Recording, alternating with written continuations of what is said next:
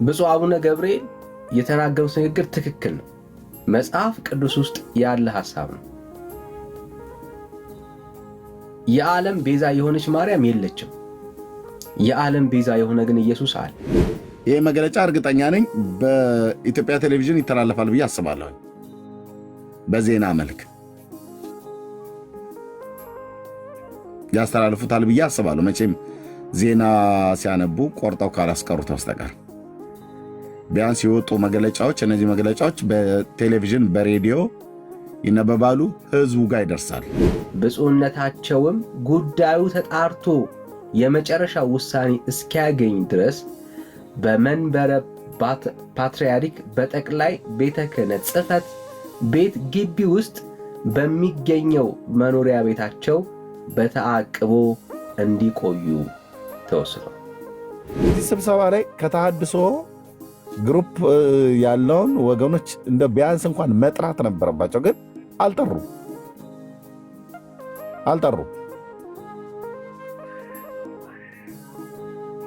ሊጠሩ ይገባ ነበር። እርማት ከተባለ ለተሐድሶውያኑ ነበር መስጠት የነበረባቸው። ክርስቶስ ኢየሱስ አይደል ብቸኛ የዓለም ቤዛ ነው፣ ሌላ ቤዛ የለም ብለው በመናገራቸው አረ ሕጸጽ ያለበት ትምህርት ነው። ማርያም ቤዛዊት ዓለም አይደለችም ብሎ ማስተማር ሕጸጽ አለበት።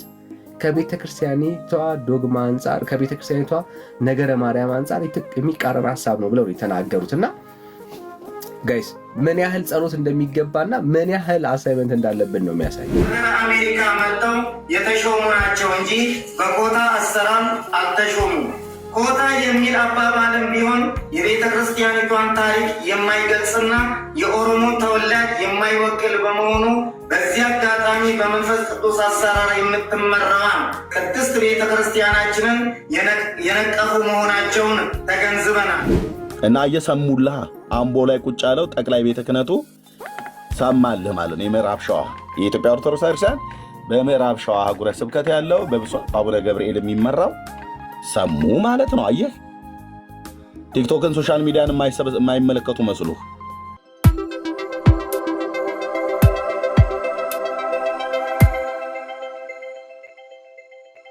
ብዙ ነገሮች ላስተዋል ባይዘዌ ነው። አንዳንድ ስክሪንሻት አድርገን ብናመጣና አንድ ቀን ብናሳየው ጥሩ ነው። በጣም ብዙ ነገሮችን ነው ባይዘዌ የጣሉት፣ ብዙ ነገር ማለት ነው። ማለት አሁን ገድላትና ተአምራት እንደ ድሮ አይደለም። ኦርቶዶክሳዊ እንደውም ቲክቶክ ላይ ከሚያገለግሉት ጥቂቶች ናቸው የሚታገሉት አይደል? አሁን እኮ ገድላትና ተአምራትን የማይቀበሉ ቲክቶከሮች በጣም ብዙ ናቸው። እንግዲህ ይመስገን እነሱም ሼም ይዟቸው ወደ ስዕላት የሚጸለይ ጸሎት በስዕላት ፊት የሚደረገውን ለይን ነገሮች ጥሩ ነውና ሶሪ አትጥላው። ጥሩ ነው። ወንጌል ህዝቡ እንዲያይ እድል ይሰጣል።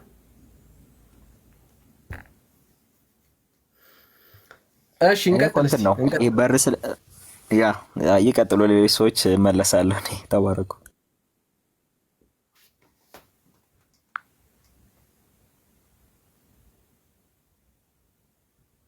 እኔ የምለው አሁን እነኝን እንዴት አድርገው ነው አሁን የሚለቅሙት የሚያርሙት? የብፁዕነታቸውን ስልክ የሚያውቅ ሰው የለም? እኔ እደውላለሁ በእውነት።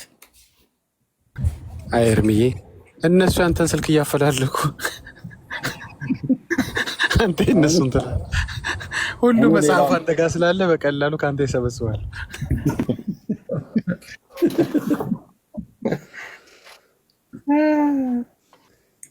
እኔማ እኮ እዛ ኮሜንት አደረኳቸው ቀኔ ተቀኝቼ። ምን አልካቸው?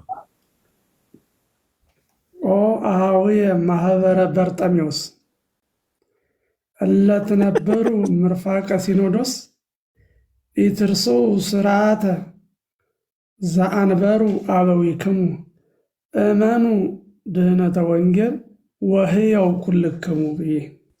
እውነት ነው። ዋው አሜዚንግ የስ ባርክ ፓስተር እናስቀመጥኩላቸው። እንግዲህ ካዩ እውነተኛ መልእክት ናት። አንዱ ይናገር አንዱ ይተርጉም። እውነተኛ መልእክት ነው። ግን አሁን ይሄን መግለጫውን እያነበብኩት ነበር። እንዴት አድርገው ነው አሁን ይሄንን ማለት ተሰብስበው ብሎ ሲል አሁን ይሄ ተሰብስበው የሚለው አያስኬድም። አያስኬድም። ምክንያቱም ሚሊየንስ ነው እኮ ከየት ያገኙታል? ሚሊየንስ እኮ ነው፣ ሚሊየንስ ነው። አዎ ያ ተሰብስቦ ይተርጎ ምናምን ነገር ብላ ያሉት ከዚህ ይልቅ እኔ የኢትዮጵያ ኦርቶዶክስ ክርስቲያን እዚህ መግለጫ ላይ ተሐድሷውያኑን ከተሐድሷውያኑ ሐሳብ መስማት አለብን ብለው ማለት ነበረባቸው። ተሐድሷውያኑን ያላካተተ በተለይ በእነዚህ መጽሐፍቶች ዙሪያ ተሐድሷውያኑን ያላካተተ ስራ ቢሰሩ ራሱ ይሄ በቃ የግብር ይውጣ አይነት ስራ እንደሚባለው አይነት ነገር የሚሰሩት ማካተት ነበረባቸው። በዚህ ስብሰባ ላይ ከተሐድሶ ግሩፕ ያለውን ወገኖች እንደ ቢያንስ እንኳን መጥራት ነበረባቸው፣ ግን አልጠሩም።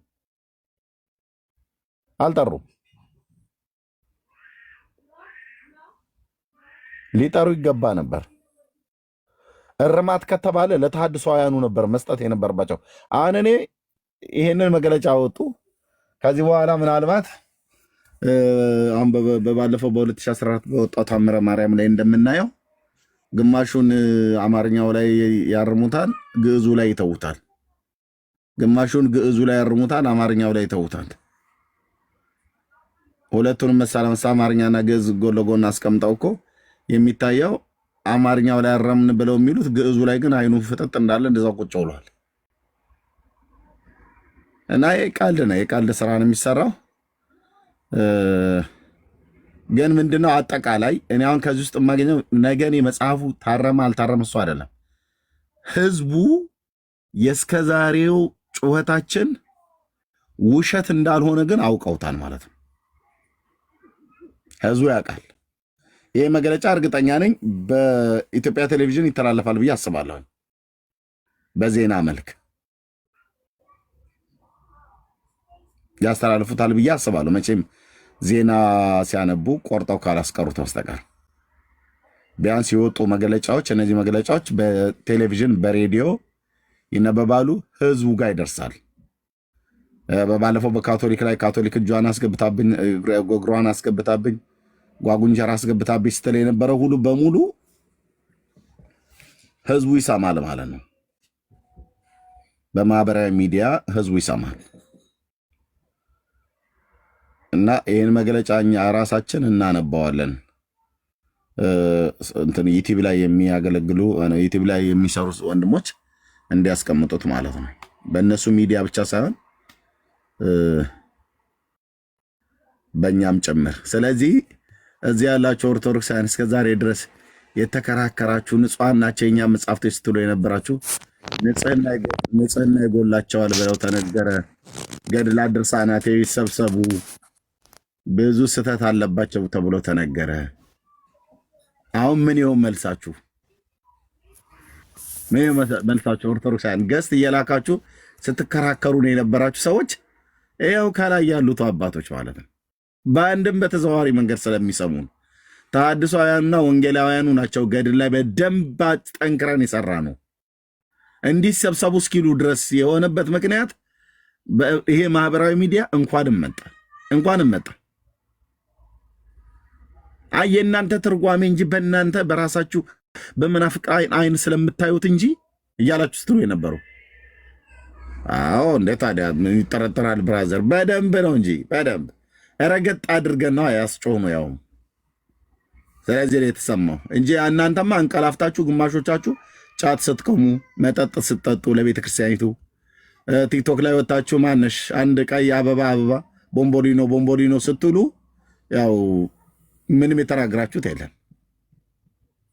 ገድላት ድርሳናት እንዲሰበሰቡ ከብዙ ዓመት ጀምሮ የደከሙ አገልጋይ ወንድሞቼ ከኢትዮጵያ ኦርቶዶክስ ክርስቲያን የወጡ እንደኔ ክህነት ያላቸው የሌላቸው በሰንበት ትምህርት ቤት ውስጥም ያሉ በመጽሐፍቶቻቸው የጻፉ እንደነ ቴዲ እንደነ መርጌታ እንደነ ዲያቆን አግዚ አይነት ለብዙ ዘመን የተለፋበት ለብዙ ዘመን እኔ እንኳን እስከማውቀው ድረስ በዚህ 30 ምናምን ነገር ዓመት ውስጥ በጥቂቱ ከዛ ደግሞ አለፍ ተብሎ ሲባል በተለይ በማህበረ በኩር የሚባለው የና አግዝዬ ማለት ነው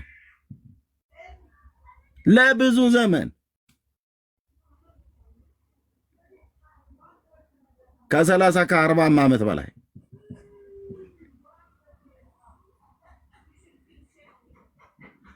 ተሐድሶ ባንዴ አይመጣም። አሁንም መጥቷል ብለን አንረጋጋም። አዎ ጮራ ማለት ነው።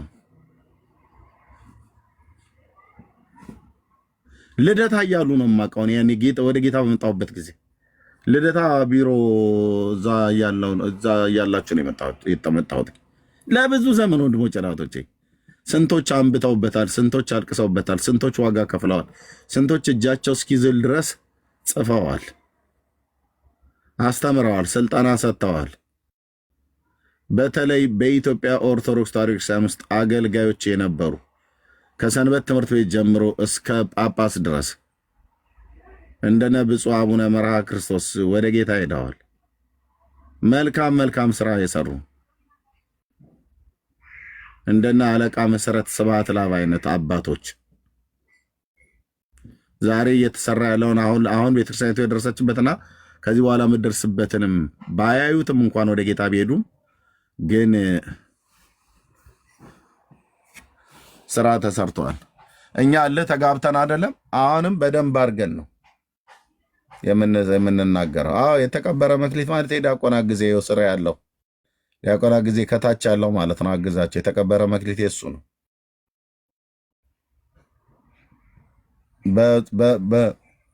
በመጽሐፍት አድምተው የጻፉ ማለት ነው።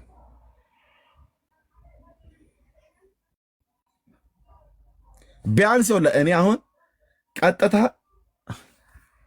ይሰብሰቡ ብቻ ስላሉ አይደለም ጥራት ይጎላቸዋል ብለው ብፁዕነታቸው ተናግረዋል። ሲኖዶሱም አምኖ አጨብጭቧል። ታላላቅ ምሁራን ማለት ነው። በቃ እኛ አሁን ቅድም ያልኳችሁ ከኃይለ ሥላሴ ዘመን ጀምሮ በደርግም በኢህአዴግም አሁንም በብልጽግና ዘመን በተባለው በእነዚህ ዘመናት ውስጥ እንደየ ዘመናቸው ጮኸው ያለፉ ተናግረው መክረው ጽፈው አሰልጥነው አስተምረው ያለፉ በጣም ብዙ አባቶች አሉ። ምንም አታመጡም የሉተር ቅጥረኞች፣ ቡችሎች፣ ዶላር ሲጣልላችሁ ምናምን ነገር ይላሉ። እነሱ ግን ባዶ አንጀታቸውን አስረው እንዳገለገሉ ነው ምስክር ነኝ። በታሪክም ከሰማሁትኝ በተሐድሶ አገልግሎት ውስጥም ስለነበርኩበት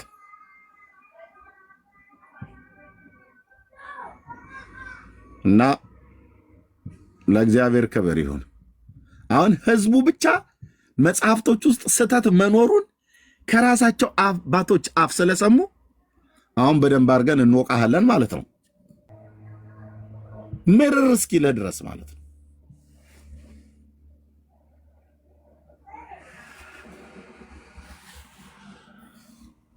እንዴ ሴት ሁሉ እኮ እየበጣ ይሄን እናንተ ጽፋችሁታል። ይሄን እናንተ ናችሁ የጻፋችሁት። ጴንጤዎች እጃችሁን አስገብታችሁ ተሐድሶ የሚባል እዛው ቁጭ አለ ለይቶለት ያልወጣ። አሁን ደግሞ ዘማርያም ዘለቀ የሚባል እሱ አሁን እየየ እያለ ነው። እየየ ሰምታችሁታል። ለቅሶውን እየየ ተና ማታ ላይ እየሰማሁት ነው። ባይዶን ዳውንሎድ አድርጌው እንደሆነ በተሐድሶ ላይ እባካችሁ ወገኖች እዚህ ማህበራዊ ሚዲያ ላይ ትልቅ ስራ ሰርተናል። መናፍቃኑ ዝም ያሰኝተናቸዋል። አንድ ግን አለ አድፍጦ የሚሰራ ቤተ ክርስቲያን ውስጥ ያለ ነቀዝ የሆነ ድርጅት። አልቅስ አልቅስ በአነሽ ቡርቴ አቀቢው ኦረንጅ ጁስ ብለን እንላለን። ዘማርያም ዘለቀ አልቅስ። አንድ ተሐድሶ ነኝ ብሎ የሚላለ ከኤርትራ አገር ጀምሮ እየሰራ የነበረው ነገር አይ ኤርትራ ጋር ሄደው ኤርትራ በእውነት በደርግ ዘመን ደርግ አይ ቲንክ ደርግ ሲወድቅ ኢህአዴግ ሲገባ ከሳቴ ብርሃን በነበርኩ በሳሌ ጌች አንዴ ስልጠና ላይ ሲናገር ሰምቻለሁ። ታውቃለህ ከኤርትራ ማነው የአስመራ ቅድስት ማርያም ቤተክርስቲያን እዛ ቅዳሴ ካለቀ በኋላ ሙሉ ወንጌል ቤተክርስቲያን ሄደው ስብከተ ወንጌል ይሰሙ ነበር የሚባል ነገር እስከዚህ ድረስ ደርሶ ማለት ነው። ዋው! እና እሱን ታሪክ ጎርጉራ አውጥታች ኤደናነች ማን ትባላለች? እዚህ አሁን ቲክቶክ ላይ እንትን የምትለው እሷ ባለፈው መታ ዘማርያምን ልክ ነው ዲያቆንዬ ልክ ነው በእኛ ሀገር እንደዚህ ይደረግ ነበር አለች። እና ከዛ ጀምሮ የቤተ ክርስቲያኒቱ አደገኛ ህልውና ለሁሉናችን ስጋት እኛው ውስጥ ሆነው የኛኑ እንጀራ እየበሉ እኛው ቤት እየተኙ በመቃብር ቤታችን በቅኔ ማህሌታችን ያሉት ወገኖቼ እነሱን ነው መለየት ያልቻልነው። መለየት ሊቻል እኮ አልቻለም። እዚሁ ነው ያሉት አሉ ዲያቆን ዮርዳኖስ አበበም ደግሞ ሲናገር ከአስተዳደር ክፍል ያለው መናፍቅ ያልሆነው መቁጠር አይሻልም አለ። ብፁዓን ሊቃነ ጳጳሳቱም እኮ በሙሉ እኮ እንደዛው ናቸው። እኔ አሁን ለጊዜው ስም አልጠራም፣ ግን ልነግራችሁ እወዳለሁኝ። ይሄ ብዙ መጽሐፍ የጻፈው ሰውዬ ማን ነው ብሎ አለ እና ታምረ ማርያም ሊነበብ አይገባውም ደግሞ ብዙም የቤተክርስቲያኒቱ መጽሐፍቶች ሁሉ እየመረመር ነው ልንቀበል የሚገባው ብሎ ለዚህ አካሉ ነው አክሊሉ ለምትሉት ሰው ያስተማረው እሱ ነው ብሎ ስሙን አልጠራም፣ ግን ያ መጽሐፍ የጻፈ ሰውዬ ገድላት ድርሳናትን እኮ አይቀበልም ማለት እኛ እናውቀዋለን። የቤተ ክህነት ንግግር ምን ስሙን ባጠራ ስለማን ነው የሚናገረው? ስለ ዲያቆን ያረጋል አበጋዝ ነቄነን ዮርዳኖስ አበበና ዲያቆን ዮርዳኖስ አበበና ዲያቆን ያረጋል አበጋዝ እስራኤልና ፍልስጤም ሆነውልሃል አልኩ። ተያይዘዋል። ጥሩ ነው ይሄ መያያዝ። ዮርዳኖስ አበበ ማለት ዝም ብሎ አግበስብሶ የባልቴቱንም ተረት የሚቀበል ነው። ዲያቆን ያረጋል አበጋዝ ደግሞ በመጽሐፍ ቅዱስ መዘነን ነው የምንቀበለው። ዝም ብሎ በሞቴ ብሎ መጉረስ ቀርቷል። አዎ እሳትና ጭር ነው የሆኑት እስራኤልና ፍልስጤም። እኛ መካከል ላይ ገብተን እናፈራርማቸውና ዞር ስንል ፊርማው ሳይደርቅ እንደገና ይጣላሉ። እና የሁለቱን አሁን እኔ ትኩረት ሁለቱ ላይ ነኝ ያለሁት። በጣም ነው ሲሪየስ ነው የተያያዙት። አፈርጠዋለሁ ብሏል እንትና ማን ነው ዲያቆን ዮርዳኖስ አበበ። በትግሊውም በምን አናቅም፣ ግን ያው ሲያዩት እንዱ ዝም ብሎ የከሳ ጥጃ ነው የሚያክለው። ዲያቆን ያረጋል አበጋዝ እንኳን ቁመቱ ትልቅ ነው እንደ ጎልያድ አይነት ነገር ይመስለኛል ዝም ብዬ ሳስበው በርቀት። እና አፈርጠዋለሁ ብሏል። እስኪ በምን እንደሚያፈርጠው እየተጠባበኩ ነው። ማለት ስም ዝርዝሩን ሁሉ አወጣለሁ።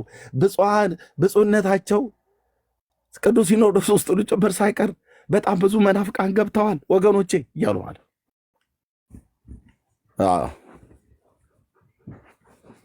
ቀልደዋል። በተለይ ማህበረ ምእመናን ቀልዳቸዋል። ያ ጀማ ኦርቶዶክሳውያን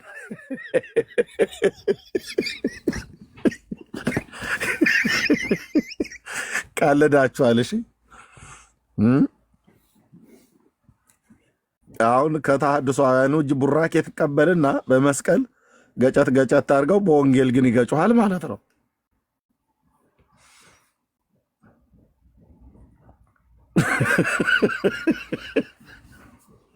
እንዴት የዲያቆን ዘማርያም ዘለቀ እንዴት ነው መለየት የምንችለው? ግን እመቤቴ ታግዘናለች። ምንም አታግዘን። ይሄኛው መናፍቅ ነው፣ ይሄኛው ተሐድሶ ነው፣ ይሄኛው ኦርቶዶክስ ነው ብላ እንደዚህ ጥቆማ አልትሰጥ በፍጹም አታደርገውም። ከጠቆመችም ይሄኛው ነው መናፍቅ ብላ ገድልና ድርሳን የሚጽፈውን ሰውዬ ነው የምታሳይህ።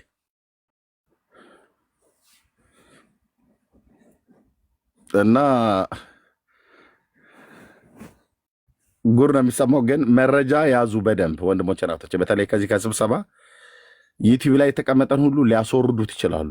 ወዲያውኑ ዩቲዩብ ዳውንሎደር ያላችሁ ሰዎች ወዲያውኑ አውርዱትና ያዙት ፕሊስ። ዳጊሻ ፕሊስ፣ አንተ አሜሪካ ሀገር ስላለ ስለምታውቅ ዳውንሎደር ዩቲዩብ ዳውንሎደር ፍሪ ካለ ወይ ደግሞ የገዛውም ካለ ወዲያውኑ የሚያወርድ ካለ ዳውንሎድ ተደርጎ ነው መቀመጥ ያለበት። ቀስ እያልን እንሰማቸዋለን።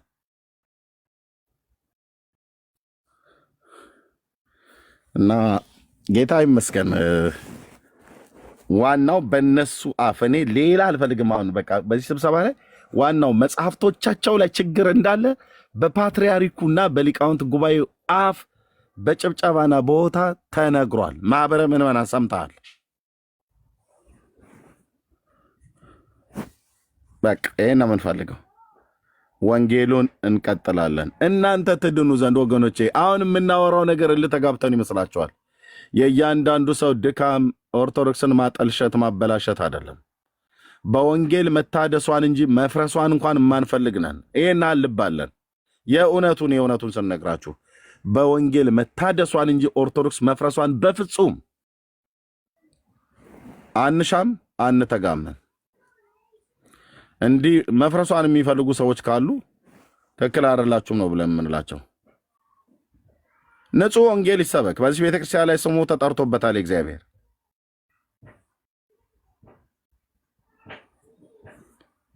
በቃ ይሄን ነው እያልን ያለ ነው። ንጹሕን ወንጌል ስበክ። ብሉይና አዲስ ኪዳን ይሰበክ ይተረክ። የእግዚአብሔር የዘላለም ሐሳቡ፣ የዘላለም ምሕረቱ፣ የዘላለም ቸርነቱ ሰውን መውደዱና በጸጋው የሰውን ልጅ ሊያድን ቀብቶ በላከው በልጁ በክርስቶስ ኢየሱስ ትውልድ ሁሉ እንዲያምንና አምኖም ከዘላለም ጥፋት እንዲድን አውደ ምሕረቷን ወንጌሉ ይቀበለው። እውነተኛ ሰባኪያን ወንጌሉን ይስበኩ።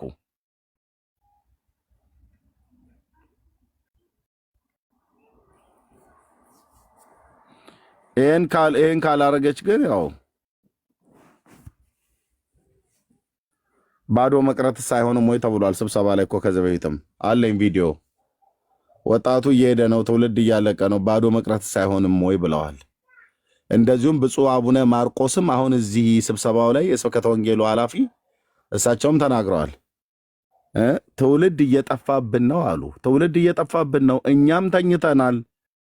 ሊቃውንትም ይሄ ሁሉ ሊቃውንት እያለ ኢትዮጵያ ጨለማ ውስጥ ናት። ያውም ድቅድቅ ጨለማ ላይ ድቅድቅ ጨለማ ውስጥ ነው ያለኑ በለው በሰውነታቸው ድቅድቅ ጨለማ ውስጥ ነን ያለኑ። ልንነቃ ይገባል፣ እንንቃ ብለዋል። በምን ይነቃሉ? በነ ምሕረት አብ ጧፍ እንደሆነ ምንም ሊነቃ አልቻለም ትውልዱ። ሰውየው ማንቂያ ደወል ብሎ አለ። ጧፍ ሸጡ ከሀገር ወጡ ተብሎ እንደተባለ ወጣ እሱ። የአዲስ አበባ ጎረምሳ ጧፍ ይዞ ማለት ነው። ማንም ሰው እንዳይቀር በቅዱስ ገብርኤል በቅዱስ ሚካኤል ቤተክርስቲያን እዛ መርካቶ ባለ ማለት ነው በዛ እንድትገኙ፣ ቦሌ መድኃኔዓለም እንድትገኙ ብልጥ ነው ምሕረት አብ። 6 እና 7 ቅጥቅጥ አይሱዙ ጧፍ አስሞልቶ ይዞ መጣ። አንዱን በ30 እና በ40 ብር መታው ማለት ነው። እኔ እዚህ ጮህልሃል የመድኃኔዓለም ባሪያ፣ አንድ ጧፍ እንኳን ግዙ ብዬ ብል እነ ዳንኤልም አይገዙም፣ እንዲገዙም ሰውም እንዲገዛልኝ ራሱ አያረጉም። ምሕረት አብ አልኩ 6 እና 7 ቅጥቅጥ አይሱዙ እንትን ምንድን ነው ጫት ለበር ደግሞ በራሴ ላይ ጦስ ልሰብስብ እንዴ? ጧፍና ጫት ጧፍ ነው። በጧፍ እያዘልኝ ዳህ ጸልሳን ነው ጫት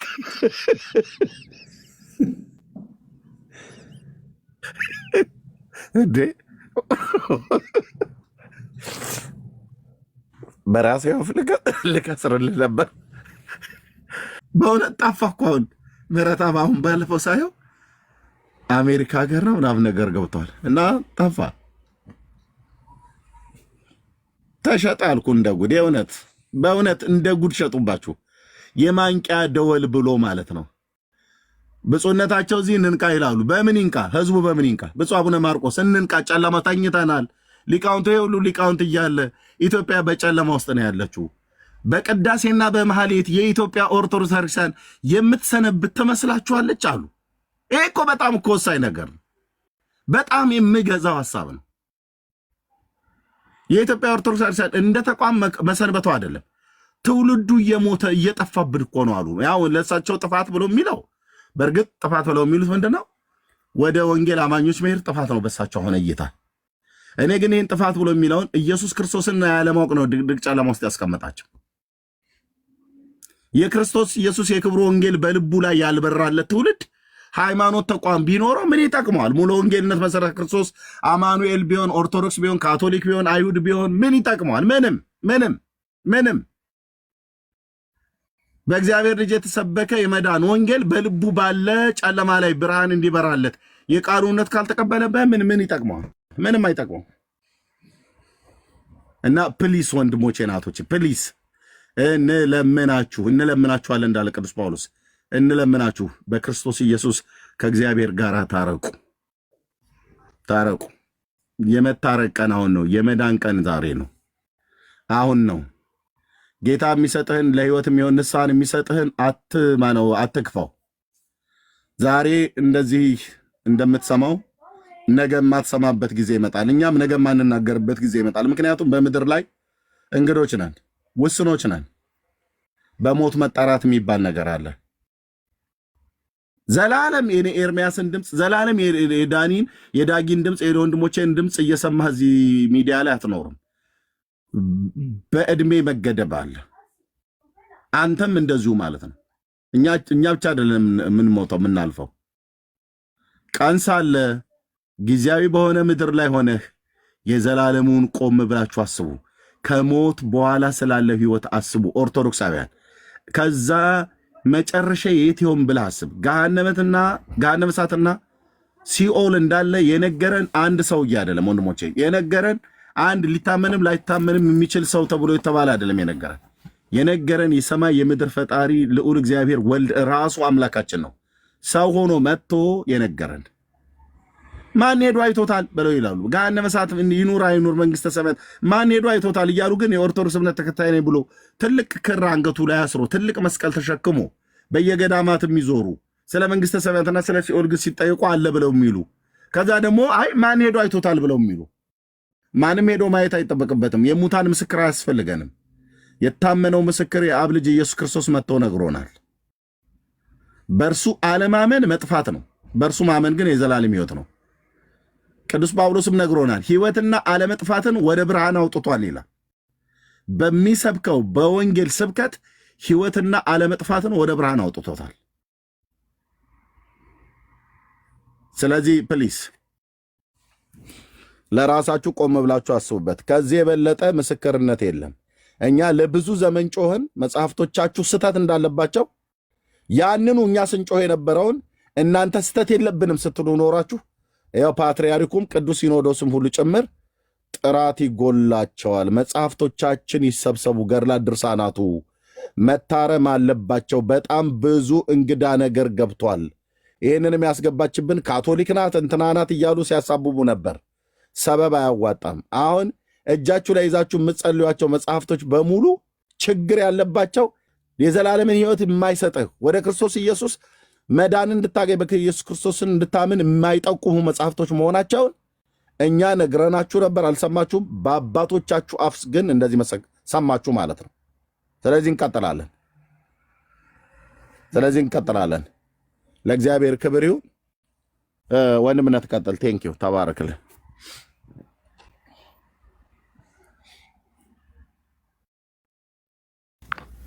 እሺ ጸጋ ይብዛለሁ ወንድምነት። ያ ምናልባት እንግዲህ አባ ሲናገሩ ሰምተናቸዋል። ኢየሱስን የሚል ሰው ደግሞም ወንጌል ላይ የሚያተኩር ሰው እንደሚገፋ ተናግረዋል። እሱ ነው እየሆነባቸው ያለው። ለእሳቸው የምንጸልይላቸው እግዚአብሔር በዚህ ነገር ውስጥ አቅም እንዲሆናቸው፣ ጉልበት እንዲሆናቸው፣ የእግዚአብሔር መንፈስ እንዲያበረታቸው በጌታ ፊት እንሆንላቸው። እውነት ነው ጸሎት ያበረታል ሰውን እና መገፋቱ የእግዚአብሔር ጊዜ ከሆነ ችግር የለም እና በዚህ ውስጥ እግዚአብሔር አቅም እንዲሆናቸው፣ ጉልበት እንዲሆናቸው፣ ከጎናቸው በጸሎት ልናግሳቸው ይገባል። የእውነት ማለት ነው። ምክንያቱም አሁን ላይ ያው እንግዲህ ቴክኒካሊ ነው የሚባለው የቁም እስረኛ ማለት ያው ከሌሎች መንፈሳዊ ነገሮች ላይ ምናምን ታግደው ተከልክለው ነገር ነው መሰለኝ ያሉት። መግለጫው ላይ እንደዚህ አይነት የሚል ሀሳብ አለው። እስኪ ላንብብላችሁ፣ እሳቸው ላይ የተወሰነውን ውሳኔ ላንብብላችሁና ምን እንደተረዳችሁ እስኪ ትነግሩኛላችሁ። እንደዚህ ይላል።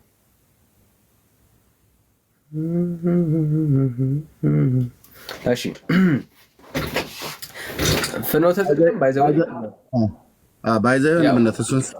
እሱን ስጨርስ የምዕራብ ሸዋ አህጉረ ስብከት እሳቸው በሚመሩት ብፁዕ አቡነ ገብርኤል የሚመሩት ማለት የሚመሯቸው ወረዳዎች አሉ አይደል? የ28 ወረዳዎች የቤተ ክህነቱ የምዕራብ ሸዋ መቀመጫውን አምቦ ያደረገው የእሳቸው አህጉረ ስብከት መግለጫ አውጥተዋል። ሰዎች ልከውልኛል። ቪዲዮ ካልደረሰ እዚሁ እናሰማዋለን። ቪዲዮውም ማለት ነው። በጣም አሪፍ። እሺ ወንድምነት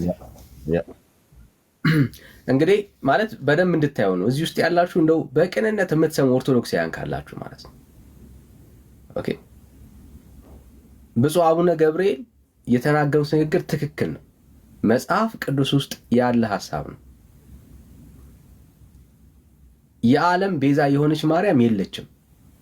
የዓለም ቤዛ የሆነ ግን ኢየሱስ አለ። በቃ ይሄ መጽሐፍ ቅዱሳዊ ትምህርት ነው። ቤተክርስቲያን ውስጥ እንዲህ የእግዚአብሔር ቃል የሚናገሩ አገልጋዮች እንዴት እንደሚገፉ ማሳያው እንግዲህ ብፁዕ አቡነ ገብርኤል ናቸው። በቃ ትክክለኛ ማሳያ መጽሐፍ ቅዱስ ውስጥ ያለውን ትምህርት መናገራቸው እንዴት እንዳስከፋቸው እንመልከት። ውሳኔውን ላንብብላችሁ። ብፁዕ አቡነ ገብርኤል ማርያም ቤዛዊት ዓለም አትባልም በማለት ከቤተ ክርስቲያናችን የነገረ ማርያም አስተምሮ ውጪ የሰጡት ሕጸጽ ያለበት ትምህርት በሊቃውንት ጉባኤ በኩል በሚገባ ተመርምሮና ተጣርቶ ከመፍትሄ ሐሳብ ጋር ለቋሚ ሲኖዶስ በአስቸኳይ እንዲቀርብ ብፁዕነታቸውም ጉዳዩ ተጣርቶ የመጨረሻ ውሳኔ እስኪያገኝ ድረስ በመንበረ ፓትርያርክ በጠቅላይ ቤተ ክህነት ጽሕፈት ቤት ግቢ ውስጥ በሚገኘው መኖሪያ ቤታቸው በተአቅቦ እንዲቆዩ ተወስኗል። በምን እንዲቆዩ? በተአቅቦ እንዲቆዩ ተወስኗል።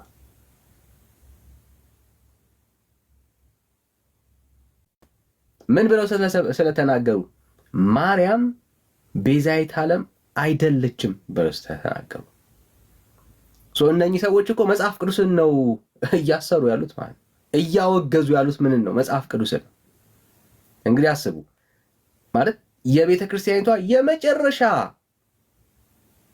ኦቶሪቲ ማለት ነው። በቃ የበላይ አስተዳዳሪ ነው። ከዚህ ክፍል የበለጠ የበላይ አስተዳዳሪ የለም። ትላልቅ ውሳኔዎች የሚወሰነው በዚህ ጉባኤ ነው። በዚህ ጉባኤ የመጨረሻ ውሳኔ ሲወሰን እንግዲህ አስቡ ምን የሚል ማርያም ቤዛዊት ዓለም አትባልም የሚለው ትምህርት ሕጸጽ ያለበት ትምህርት ነው። አስባችሁታል?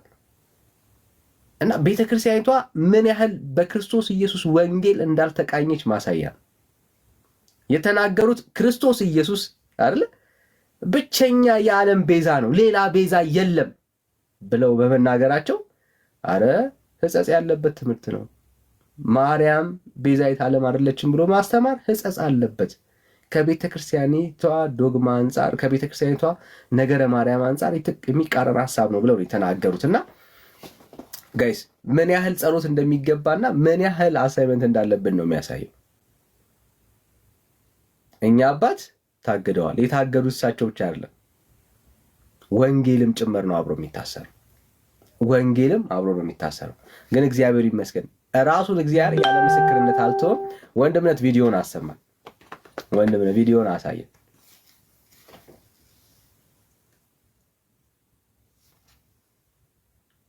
አለ ወንድምነት አለ ቆይ አንዴ እሺ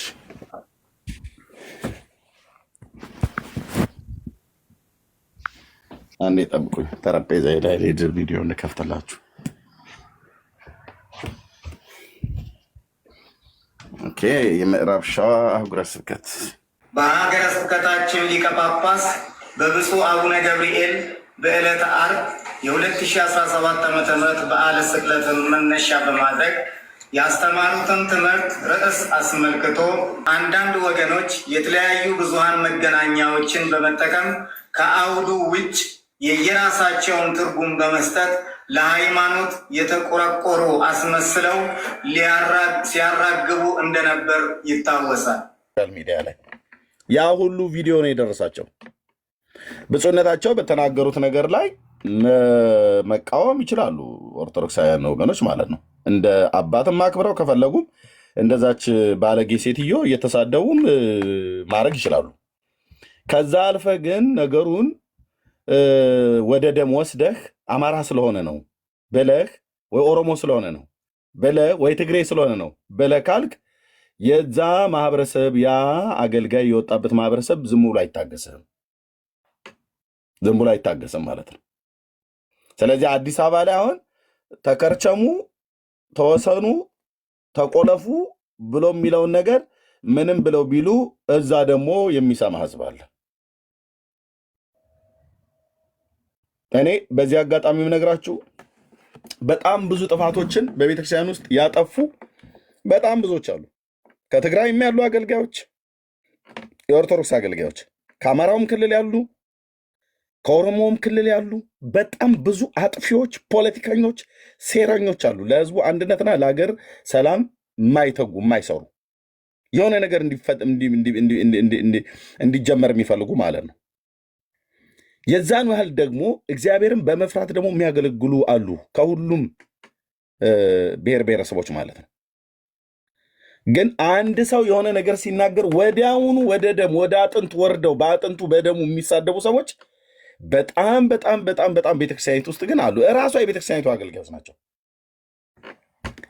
ለማራከስ ብለው ነው ብፁዕ አቡነ ገብርኤልን የኮታ ጳጳስ ነው ብሎ ያሉት። ኮታ የሚባላል እንዴ በኢትዮጵያ ኦርቶዶክስ ቤተክርስቲያን ውስጥ? እኔ አላውቅም። ኮታ የሚባለውን በደርግ ዘመን የማውቀው ኮታ ይሄን ያህል ኮታ ተጣለብህ ምናምን ነገር ተብሎ ይባላል። ከአንድ ቦታ ላይ ለምሳሌ ከጎጃም ይሄን ያህል 10 ጳጳሳት፣ ከጎንደር 5፣ ከትግራይ 4 ወይ ደግሞ ከኦሮሚያ 20 ምናምን ነገር ተብሎ እንደዚህ ኮታ እንደሚጣል ይሄ ነው ኮታ የሚባለው ማለት ነው። 10 ኩንታል ያዋጣ ከዚህኛው ክልል ከዚህኛው ደግሞ ይህንን ያህል ደግሞ ዳውን ላይ አምጣ እየተባለ እንደሚባል እኔ በዚህ ነው ኮታን የማውቀው። ጳጳስን ለመሾም እኔ ኮታ ምናምን ነገር አላውቅም። አይ ነው ባለፈው ላይ በነበረው ብጥብጣቸው ትክክል ህገ ወጡ ሲኖዶስ ብሎ ያሉት አለ። ግማሹን የምስማማበት ነው፣ ግማሹን የማልስማማበት ነው። እኔ ዝም ብዬ በርቀት ከማየው ማለት ነው እንደ አንድ ኢትዮጵያዊ እሱ ቤተክርስቲያኒቱ በምሰራው ማለት ግን ብፁዕ አቡነ ገብርኤል በኮታ በእንደዚህ አይነት የተሾሙ አይደሉም። ቤተክርስቲያኒቱ አምናባቸው የሾመችው ነው። እና ያ ብፁዕ አቡነ ገብርኤል በስተታቸው መናገር ትችላለህ። አልፈ ግን የማይነካን ዘር ደም ነው የነካው፣ አጥንት ነው የነካው። እና እየሰሙልህ አምቦ ላይ ቁጭ ያለው ጠቅላይ ቤተ ክህነቱ ሰማልህ ማለት ነው። የምዕራብ ሸዋ የኢትዮጵያ ኦርቶዶክስ ቤተክርስቲያን በምዕራብ ሸዋ አህጉረ ስብከት ያለው በብፁዕ አቡነ ገብርኤል የሚመራው ሰሙ ማለት ነው። አየህ፣ ቲክቶክን ሶሻል ሚዲያን የማይመለከቱ መስሉህ እና ይሄ ነገር ይያዝልን አሉ። ዝም ብለን የምናልፈው ጉዳይ አይደለም። አየህ፣ በዚህ ጉዳይ ላይ የቤተ ክህነት ሰዎች የሆኑ ናቸው ጠቅላይ ሚኒስትሩን ሲሳደቡ የነበሩት ዩቲዩብ ላይ ሰምቻለሁ። ብፁዕ አቡነ ገብርኤል በተናገሩ ጠቅላይ ሚኒስትሩ እንደምሰድበው የኦሮሚያን ፕሬዚዳንት ነበር ሲሳደቡ የነበሩት። ታገናኘው ቀጥታ እሳቸውን እዚህ በል ከፈለግ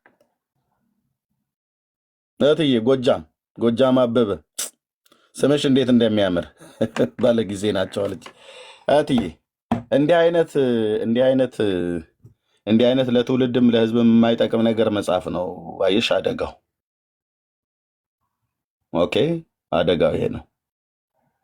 ስለዚህ ኢትዮጵያ ላይ እኔ እንደ አንድ ወንድም የምነግራችሁ እንደ አንድ መንፈሳዊ ሰው የሀገራችን ጉዳይ ስለሚመለከተን አሁን ከአንድ ብሔር የተውጣጣ የበላይነት በቤተ ክርስቲያንም በሀገሪቱ ፖለቲካ ውስጥም ከዚህ በኋላ ኢትዮጵያ ውስጥ አይኖርም።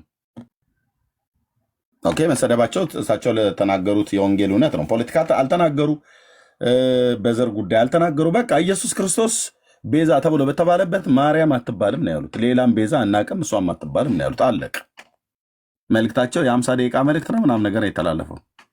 ኦኬ ራሳቸው ቤተክርስቲያን ጠሩ። አሁን በተአቅቦ ይቀመጡ ብሏል። በቃ ተቀመጡ። እሳቸውም ለቤተክርስቲያን ታዘው ተቀመጡ። እነዚህ ግን ዘር ተኮር ላይ ይናገሩ የነበሩ ሰዎች ግን የተናገሩትን ሰሙ። አዲስ አበባ መግለጫ ሲያሰማ አምቦም ያሰማልሃል ማለት ነው። መንግስት ይወቅልን አሉ።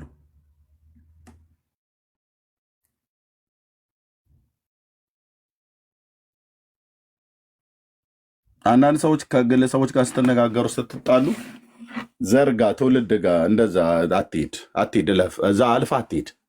ሚስቱን ልጆቹን እንደዚህ እናት አባቱን የወጣበትን አካባቢ እንደዛ አታድርጉ። ወንድሞቼ ናቶች በእውነት አታድርጉ። በጣም ጸያፍ ነው። በጣም ሰይጣናዊነት ነው። አታድርጉ። ቴዲ ካጠፋ ከቴዲ ጋር ብቻ ነው የምንጨፋጨፈው። እንድንጨፋጨፍም የእግዚአብሔር ፍቃድ አይደለም። ግን መነጋገር ካለብን ከቴዲ ጋር ነው የምንነጋገረው። ቴዲ ሚስቱ እኮ ማለት ልጆቹ እኮ እኔ አውቃለሁ ምናምን ነገር ዘሩን ምናምን ነገር ኖ አፍህን ያዝ። የምን ወደኋላ ሄደ እዛ ትውልድን ቤተሰብን መንካት ነው። ነውር ነው። ሚስቱ አርፋ ትቀመጥበት ነውር ነው። ልጆቹ አርፎ ይቀመጡበት ነውር ነው። በወጣበት ማህበረሰብ በቋንቋና በብሔሩ ሊመታ ሊሸማቀቅ አይችልም፣ አይገባም። ማንንም ነውር ነው። ነውር ነው። ጌታም አይወደውም። የእውነቴን ብዬ የምላችሁ ጌታም አይወደውም። እንደዚህ አይነት ልብ ያላችሁ ሰዎች ካላችሁ ለማገልገል የወጣችሁ እግዚአብሔር በምትሰሙት ሰዎች ፊት ነው ሞገስ የሚያሳጣችሁ። ያለ አድሎ በጽድቅ ፍረድ።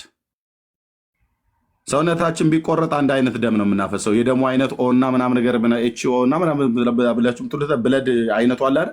እሱ ካልተለያየ በስተቀር አንድ አይነት ደም ነው። አንድ አይነት ደም ነው። ከአማራው ሲቆረጥ ነጭ ደም አይወጣም። ከትግሬው ሲቆረጥ አረንጓዴ አይወጣም። ከኦሮሞ ሲቆረጥ ቀይ ማነው ጥቁር አይፈስም። አንድ አይነት ደም ነው። ብራዘር ታው ኢየሱስ አይወድም።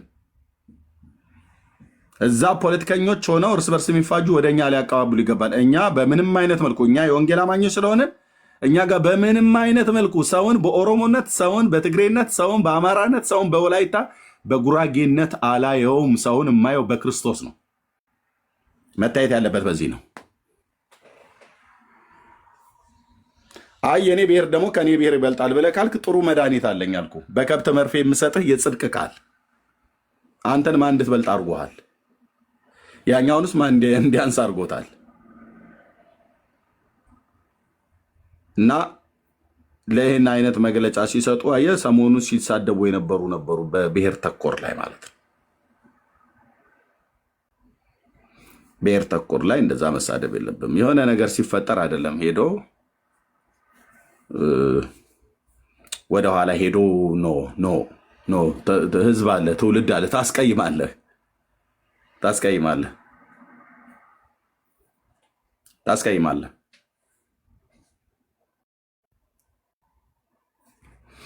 እና እግዚአብሔር ለምድራችን በዚሁ በቃ ይበል። እኔ ነገሩ ተለጥጦ ወደ ፖለቲካ ዞሮ በዚሁ በተቀሰቀሰው ነገር እሳቸው ዘራቸውን ሳይጠቅሱ ወንጌል ስለ በመናገራቸው አይ ብለው ዘራቸውን ሄደው በመስደብ እሳት የጫሩ አሉ ሶሻል ሚዲያ ላይ።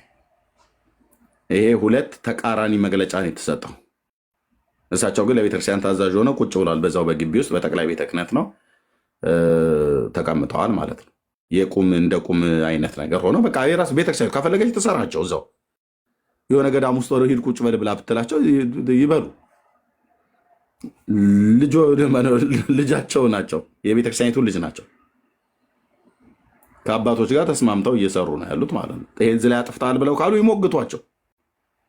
ከእሳቸው እኩል በእውቀት አቻ የሆኑ ሊቃውንት አሉ፣ ከእሳቸውም የበለጡ ሊቃውንቶች አሉ። ይነጋገሩ እነሱ እዛ እና የተነጋገሩትን ወደ አደባባይ ያምጡ። አንተ ግን ዘር ላይ አስተያየት አትስጥ። እኔ እንዴት እንደሚያበሳጩኝ አልኩት። አማራ ስለሆነ አማራ ኖ ስቶፕ። ምንድን ያልሽው? ቅድም የጻፋችሁ እህቶች እያየኋችሁ ነበር። በጣም የምትንቀዠቀዡ ቀትር እባብ ይባላል በእኛ ሀገር ብዙ ጊዜ እናገረዋለሁ። እረኝነት ቦታ ላይ ከቀትር እባብ ተጠበቁ ይባላል። ቀትር ማለት ይሄ እኩለ ቀን ላይ የዋሬ ሰዓት እንለዋለን በኦሮምኛ ቋንቋ ዋሬ ሰዓት ይባላል። እኩለ ቀን ላይ ከብቶች ውሃ በምናጠጣበት እና የቀትር እባብ ይወጣል ይባላል። እኔ እንግዲህ የአማራ ህዝብና የኦሮሞ ህዝብ ባለበት ማህበረሰብ ውስጥ ነው ያደግኩት። የሁለቱም ማህበረሰብ ማለት ነው። ዘሬን ግን አልነግርህም፣ ብሔሬን ግን አልነግርህም። ፈንዳ ከፈለክ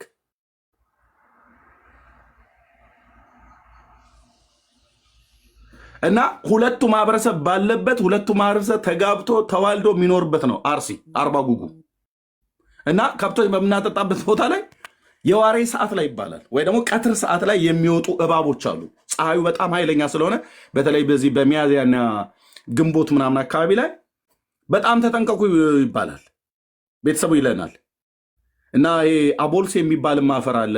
ምናልባት የምታውቁት እንደኔ ገጠር ያደጋችሁ ቀይ አፈርም አለ፣ አቦልሴ የሚባል ማፈር አለ፣ መረሬ ማፈር አለ። ሶስቱም ማፈር አለ እና ወደ ወንዙ አካባቢ እንደዚህ እንደ አቦልሴ አይነት አፈር አለ፣ ወደ ጨውነት ምናምን ነገር የሚሄድ ማለት ነው።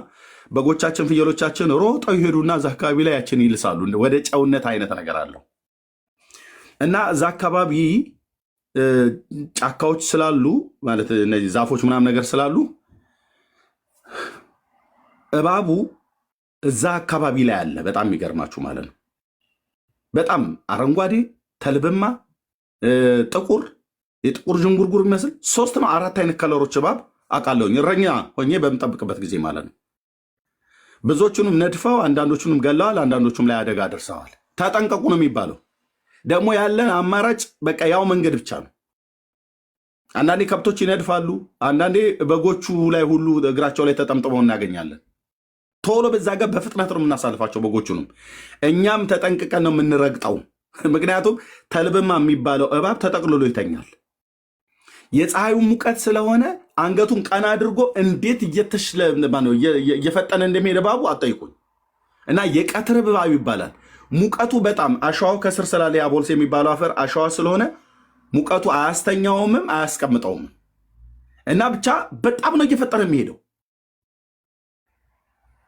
እና የቀትር እባብ እንዳይነድፋችሁ እንባላለን።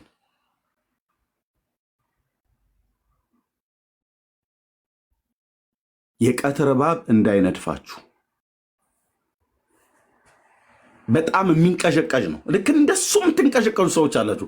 መግለጫውን ገና አሰምቼ ሳልጨርስ ከታች በኮሜንት ጽፎ የነበረ አንዳንድ እህቶች ሁሉ አይቻችኋለሁ።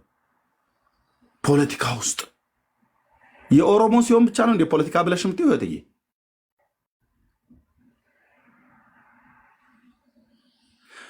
አማራው ሲነገር ፖለቲካ ስለሆነ ነው። የአማራ ስለሆነ ነው ፖለቲካ ብለህ የምትለው? እስቲ በመጀመሪያ አድምጡ ወንድሞች እናቶች።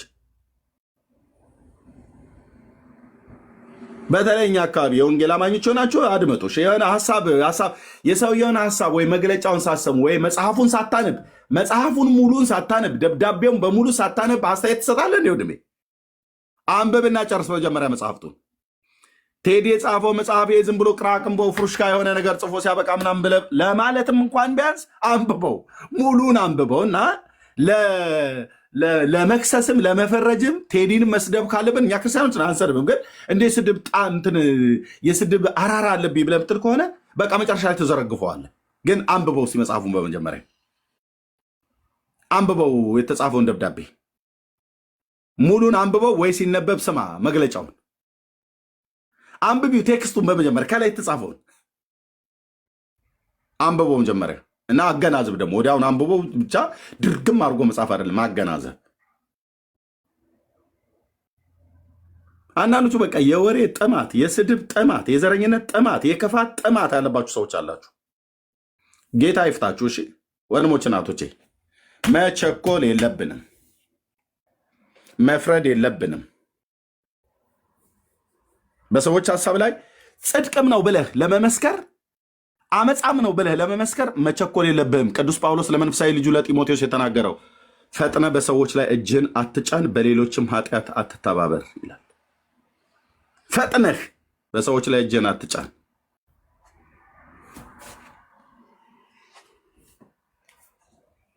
ገና አንድ ሰው ተነስቶ ዳጊ ብሎ ቢልም አውቀዋለሁ እኮ ብለህ ኦኬ ታውቀዋለህ፣ ግን እኮ ምን እንዳልኩ አልሰማም። ሀሳቡን ሳሰማው አውቀዋለሁ እሱ ከእሱ እኮ ምን መልካም ነገር ይገኛል አይባልም። እንደ ክርስቲያን አይባልም።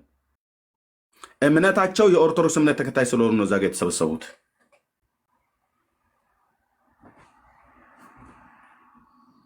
እና ተው ወንድሞች እናቶች፣ እሺ ተው።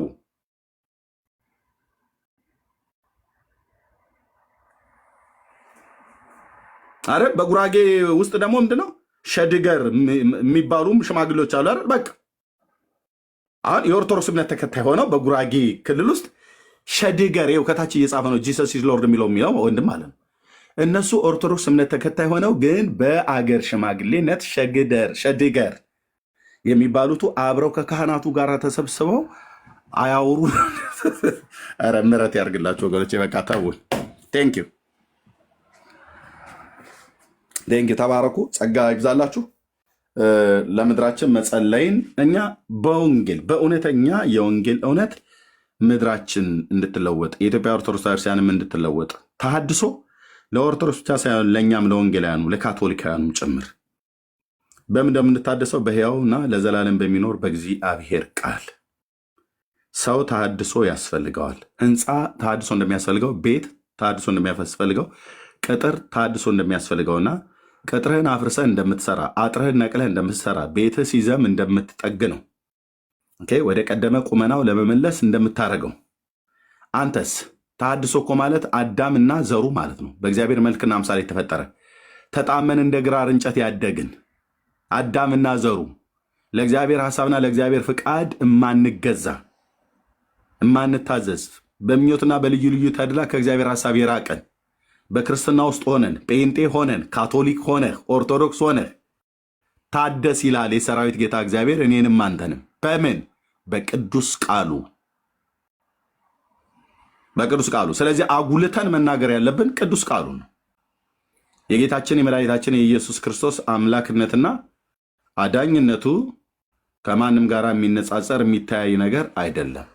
ቤዛ ተብሎ እሱ በተባለበት ማርያም በፍጹም ቤዛ አትባልም። በቃ የብፁዕነታቸው መልእክት መጽሐፍ ቅዱሳዊ ነው። ከኦሮሞ ስለወጡ አይደለም የምንደግፋቸው፣ ከአማራ ስለወጡ አይደለም የምንኮን ነው፣ ከትግሬ ስለወጡ አይደለም እንትን የምንለው። እኔ ከሰውየው ከጳጳሱ ወይ ከፓስተሩ አፍ ምን ወጣ እንጂ ዘሩ የማን ብሔር ነው? ወደዛ አልኩህ። የማን ብሔር ነው? ከየትኛው ብሔር ነው የወጣው? ከየትም ይውጣ ከአፉ ምንድን ነው የወጣው? ነው የወጣው ጽድቅ ነው? ከመጽሐፍ ቅዱስ ጋር ይስማማል አይስማማም? ከተስማማ ገዛዋለሁ፣ ካልተስማማም እጥለዋለሁ። በተሰሎንቄ መልእክት መሰረት ሁሉን ነው ፈትሹ፣ መርምሩ፣ መልካሙን ያዙ ብሎናል። በቃ የወጣው ከአፉ የወጣው ምንድን ነው? አቤት እንዲስትል ትውልድ ላይተባበር ይችላል፣ ሰማይ ግን ከአንተ ጋር ይቆማል። አሁን አያሳፍርም? ወድ ዘሩ ምንድን ነው? ምንድን ነው ከኋላ? ምንድን ነው አጀንዳው ከኋላ ያለው ነው? ስለዚህ መታደስ ያስፈልገናል ወንድሞች እናቶች፣ ለሰው ዘር በሙሉ እኮ አልኩ፣ ለኦርቶዶክስ ብቻ አይደለም። እኛ ጴንጤዎችን መታደስ ባለብን ነገር ላይ መታደስ አለብን። እንደ ኢህአዴግ ፓርቲ ዝም ብሎ መታደስ ብቻ የሚለውን ቃል እየተጠቀምን በኋላ ታደሱ ተብሎ ሲባል ሌላ ነገር ውስጥ እንደተገባው ማለት ነው። ኢህአዴግ ትዝ ይላችኋል? ኢህአዴግ ማለት ወያኔ ብቻ አይደለም። ኢህአዴግ ማለት ብአዴንም አለበት፣ የአማራው ኦህዴድም አለበት፣ የኦሮሞ የደቡቡም አብረው ነበሩ። አብረው ሲያቦኩ ነበር፣ አብረው ሲበሉ ነበር፣ አብረው ሲጠጡ ነበር፣ አብረውን ሲያስሩ ነበር፣ አብረው ትውልድን ሲገሉ ነበር። እኔ በኢህአዴግነት ነው የማየው። ከዛ ውስጥ አንበሳውን ድርሻ ማን ይወስዳል? እነሱ ይነጋገሩ።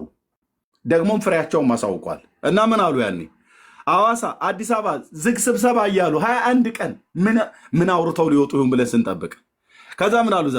ገምተናል፣ ሸተናል፣ በስብሰናል፣ ጠንብተናል ሲሉ ቆይተው ታደሱ፣ እንታደስ አሉ። እራሳቸው እንታደስ አሉ። አንተ ኢህአዴግ እንኳን እንታደስ ብሎ በእርግጥ ታድሶን አልተቀበሉትም። አለቁበት፣ ተላለቁበት፣ ምድሪቱን ትውልዳችንን ይዘውት በሉት እንጂ። ግን እቺን ቃል ሲጠቀሟት ነበር በጣም ብዙ ጊዜ። ታድሶ ታድሶ ታድሶ ታድሶ ታድሶ አሉ። እርስ በርሳቸው ሊተዳደሱ ነበረ። ጦሳቸው ለነሱ ጭምር ማለት ነው። ታድሶን አትጥራ። ታድሶ ግን ሰው በምን እንደሚታደሰው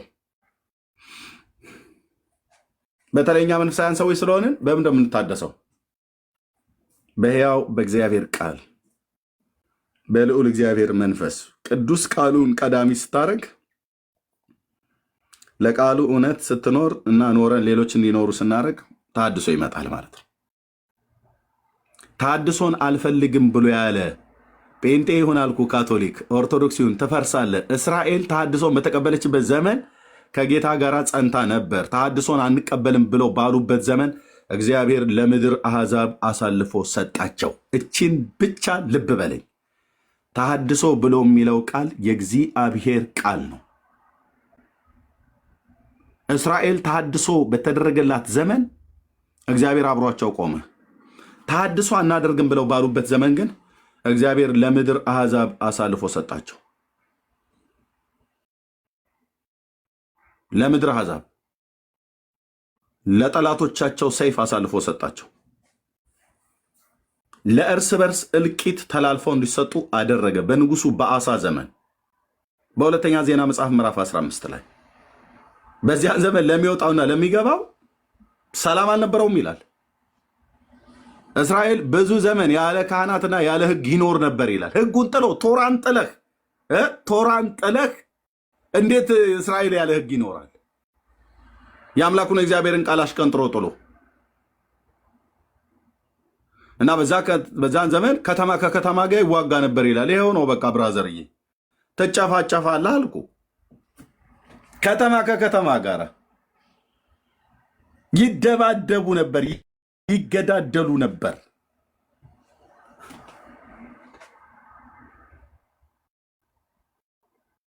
እግዚአብሔር አምላካቸውን አልፈለጉም፣ ሕጉን ጣሉ። ስለዚህ ጥቂት ተሐድሶ የመጣው አሳ በነገሰበት ዘመን እሱ በነገሰበት ዘመን ስለነበረ በጉባኤው መካከል የኦዴድ ልጅ አዛሪያስ የሚባል በሱ ሰው በኩል መልእክት መጣ። አሁንም በኢየሩሳሌምና በይሁዳ የምትኖሩ ስሙኝ ይላቸዋል የሰራዊት ጌታ እግዚአብሔር አላቸው እና የእግዚአብሔርን ቃል ሰሙ። በነቢዩ በኩል የመጣውን ማለት በትንቢት ነው፣ ነቢይ እንኳን አይደለም፣ በትንቢት መልክ የመጣውን ሰሙ። ከጉባኤው መካከል በተራራማው በኤፍሬም ሀገርና በብንያም ያለውን ነገር ሁሉ ጸያፍን ነገር ከምድሪቱ ላይ ያስወገዱ ይላል። ጸያፉን ነገር ጣዖትና የጣዖት አምልኮ የነበረውን ነገር በሙሉ እና ወደ እግዚአብሔርም በብርቱ ጮሁ፣ እግዚአብሔርም ሰላምን ሰጣቸው ይላል። ሰላም ከምድሪቱ ላይ የራቀው አምልኮተ እግዚአብሔር በምድሪቱ ላይ ሲበከል በየቤት ትንንሽ ጥጃዎችን አቁመህ በልብ ውስጥ ሙሉ ትንንሽ ጥጃዎችን አቁመህ መተህ ሃሌሉያ ብለህ ብትል አይሰራም። ታደስ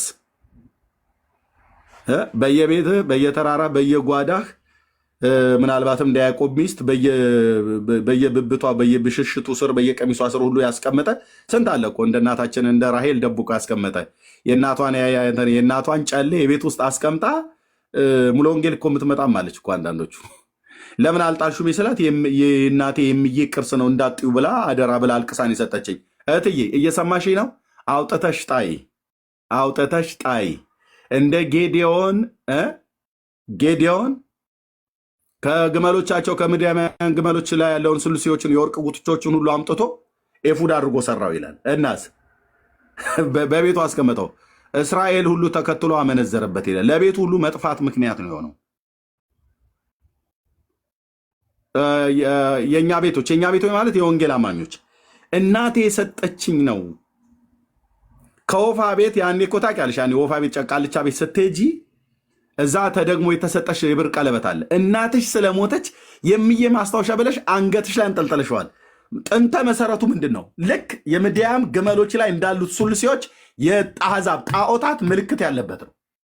እና እሱን ታደርጊና አማኑኤል ቤተክርስቲያን ትመጫለሽ፣ ይጸልይልሻል፣ ጂኒው ብሎ ይወጣል። ከዛ እንደገና ደግሞ ተመልሶ ይሄዳል። ተመልሶ እንደገና ደግሞ አለው እዛው አንቺ አንገትሽ ላይ አንጠለጠልሽው። ለምን አጥዩም? እምዬ እናቴ የማስታውስበት ነው። በሱ ነው እንደምታስታውሽ እህትዬ። የብዙዎቻችሁ ስራት፣ አንዳንዶቻችሁ ቤተሰቦቻችሁ የሰጧችሁ ቃል ለምድር ለሰማይ ልጄ በሞት እንኳን አደራ ይሄን ቃል የእናትሽ ቃል ነው፣ የእናትሽ ቃል ነው፣ የእናትሽን ቃል ማክበር አለብሽ ብላ አስምላ አስገዝተው የሰጧችሁ ግን የሰይጣን መጠቀሚያ የሆነ ዕቃ እቤታችሁ አስቀምጣችሁ እጸልያለሁ ቤቴ ውስጥ ምንም በረከት የለም፣ ይመጣል ሰላቢሁ ምኑን አላቅም የሚወስድብኝ፣ ፓስተርዬ እጅህን ጭነህ ጸልይልኝ ብለሽ ትያለሽ። እግሩንም ጭኖ ጀርባሸም ላይ ቆሞ እንደ ትራምፕሊን እየዘለለብሽ ለምን አይጸልይልሽም? ፈውስ የለም። በወቅቱ ምናልባት የጌታን ስም ጠርቶ የጌታን ስም ሲጠራ ሰይጣን ሰምቶ ዋይ ብሎ ሊሄድ ይችላል። ስትሄጂ መልሼ ይዛታለሁ ይላል። እዛው ቤትሽ ውስጥ አስቀምጠሸዋል። እናትኝም እናማ እህትዬ ስሚኝ፣ እናማ ወንድሜ ስማኝ። ያዕቆብም ወስዶ ይላል በዘፍጥረት መጽሐፍ ምዕራፍ 35 ላይ በሴኬም አድባር ዛፍ ስር በታች ቀበራቸው ይላል። ከሚስቶቹ ጆሮ ላይ ከቤተሰቡ ሁሉ ጆሮ ላይ ያለው ጉትቻዎቹ ላይ የተሰሩ በሜሶፖታሚያ ምድር ይኖሩ የነበሩ የነዚህ የባቢሎናውያን ጣዖታት ምስል ነበር የነበረው። አምጡልኝ አለ ያዕቆብ፣ ሰብስቡልኝ። ወስዶ ከሴኬም አድባር ዛፍ በታች ቀበራቸው ይላል። በቃ መቀበር ያለበት መቀበር ነው ያለበት። አጋንንቱ ነው እንጂ ሰውን ቅበር አላልኩም እኔ። የአጋንንት የሆነ ቅርስ እቤት አታስቀምጥ። ተሐድሶ አየህ፣ ከዚህ ነው የሚጀምረው። አላችሁ እዚህ ውስጥ ሕያው አምላክ እግዚአብሔር ምስክሬ ነው። የወንጌል አማኞች ሆናችሁ አባቴ አልቅሶ አደራሽ ልጄ በዚህ አስታውሽኝ ብሎ ሰጥቶኛል ብለሽ የሰጠሽ ዕቃ ግን ሰይጣናዊ አርማና ምልክት እንዳለው እያወቃችሁ ያልጣላችሁ ማለት ነው። የአባታችሁ ቃል ትዝ እያላችሁ በቃ እና እንደዛ ብለውሽ ሞቱ። አንቺ በዛ እስረኛ ነሽ። ጤንነትሽ አልተፈወሰም። ይጸለይልሻል፣ አትፈወሽ። ውሃ ቅዳ መልስ ማለት ነው። ልክ ሳኦል መንፈስ ቅዱስ ለዘላለም ስም ይባረክ። ሳኦል ጂኒ ያዘው ከእግዚአብሔር ጋር ሲጣላ ማለት ነው። ክፉ መንፈስ ከእግዚአብሔር ዘንድ ያሰቃየው ነበር ይላል። የሴሊ ዳዊት ሲጠራ በገናው መጥቶ ሲደረድረት እርኩስ መንፈስ ይሄዳል። ዳዊት ሲሄድ ግን ተመልሶ ይመጣል። ልክ እንደዚህ አይነት የሚያደርጋችሁ ማለት ነው። እነ ዳዊት ሲመጡ ሲጸልዩላችሁ፣ ፓስተሮቹ ወንጌላውያን እኛ ስንጸልይላችሁ ይሄዳል ክፉ መንፈስ ማለት ነው ብሎ የጌታን ስም ስለማይጠራ ማለት ስለሚጠላ ይወጣል። ዳዊት ከሄደ በኋላ ተመልሶ ደግሞ ሳኦልን ያሰቃየዋል። ሳኦል ደጋግሞ ጂኒ እንዳያሰቃየው ከፈለገ ከአሁንም ከእግዚአብሔር ጋር ተስማማ ብሎ እንዳለ መስማማት ነበረበት። ይህን ሰውዬ ታዲያ እንዴት ሰይጣን እንዴት አይገባበት? እየሄደ ጠንቋይ ቤት እዚህ ባለበገና ደርዳሪ ነቢይ አምጡልኝ ይላል፣ እዚህ ደግሞ ጠንቋይ ጋር ይሄድልሃል አላችሁ። ሕያው አምላክ እግዚአብሔር ምስክር ነው። እዚህ ውስጥ ዝም ብሎ በመደዴነት አያስወራኝም አላችሁ። አውጥተሽ ጣዩ እህቴ፣ አውጥተ ጣለው። አባቶቻችሁ ሞተዋል፣ እናትሽ ሞታለች። የሰጧችሁ ስጦታ አለ እቤታችሁ በብር ቀለበት ላይ ተደገመ፣ በተለያየ ነገር ላይ ተደገመ። እሱን ሳጥ መተሽ ሃሌሉያ አትበይ።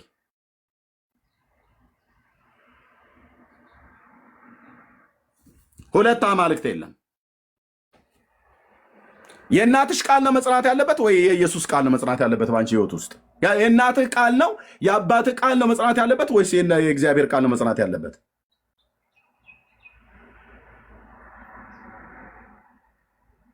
ለቤታችሁ ሁሉ መውጊያ ነው የሚሆነው። ለትውልዳችሁ ሁሉ እንቅፋት ነው የሚሆነው።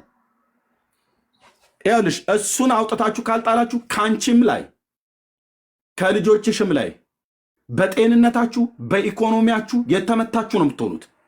አውጥታና ጣል። ታድሶ ከዚህ ይጀምራል። ልክ መንፈስ ቅዱስ ስም ይባረክ የኔ አባት። ሁለተኛ ዜና መጽሐፍ ምዕራፍ 15 ላይ ቅድም ያልኩት ማለት ነው። አሳፍ ከተራራማው ከኤፍሬም ሀገርና ከብንያም ጸያፍን ነገር አስወገደ ይላል።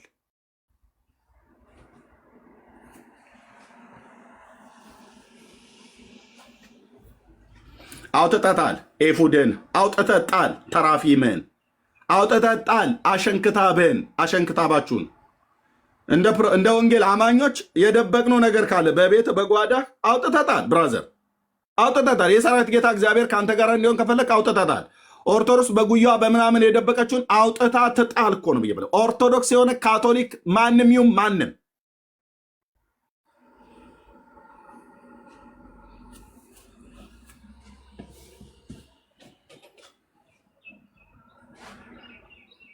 አላችሁ እዚህ ውስጥ ወንድሞች እናቶች፣ ምስክር እንዲሆን ቁጥር ጻፉ። አላችሁ ግን ሕያው አምላክ ለዘላለም የሚኖረው ጌታ ምስክር ነው። አላችሁ። አውጥተሽ ጣይ። ያንቺ ችግር ያለው እዛ ጋ ነው። ለምንድነው ተጸልዮልኝ እንትን ይላል ይመጣል፣ ይሄዳል፣ ይመጣል፣ ይሄዳል፣ ይመጣል፣ ይሄዳል፣ ይመጣል፣ ይሄዳል። ለምን አውጥተሽ ያልጣልሽው ነገር አለ? አንድ ሁለተኛ አዋዋላችንም ጋር ከማጋ ነው የምትዩ። በሳምንት አንድ ቀን ቸርች ስትመጪ ለተወሰነ ሰዓት ከኛ ጋር ትውያለሽ። ሳምንቱን ሙሉ ከማጋ ነው የምትዩ። ሳምንቱን ሙሉ ከማጋ ነው የምትውለው። ማን ወንድ ብዬ ከማጋ ነው የምትውለው? በትንቢተ ኢሳይያስ መጽሐፍ ምዕራፍ 2 ቁጥር 4 እና 5 ላይ ሕዝብን የያዕቆብን ቤት ትተሃል ብሎ ይለዋል። ለምን ብለን ጥያቄ ሳንጠይቀው ነቢዩ ከባዕድ ልጆች ጋር ስለተባበሩ እንደ ፍልስጤማውያን ሟርተኞች ስለሆኑ ይላል። አየህ፣ ካልተገረዘ ሕዝብ ጋር ስትውል ያልተገረዘ ነገር ነው ስትሰማ የምትውለው። ያልተገረዘ ልምምድ ነው ስታደርግ የምትውለው። ሞራ ገላጭ፣ አስማት፣ ጥቅም በድግምት የሚጠነቁል እንዲህ አይነት ትሆናለህ እና የያዕቆብን ቤት ትተሃል የምስራቅን ሰዎች አመል ስለተሞሉ ይላል። እዛ ደግሞ እዛው ፓርት ላይ የምስራቅ ሰዎች የተባሉት ማለት ከዮርዳኖስ ወንዝ ማዶ ያሉ የሞዓባውያንና የአሞናውያንን የእነሱን ጠባይ ተሞሉ።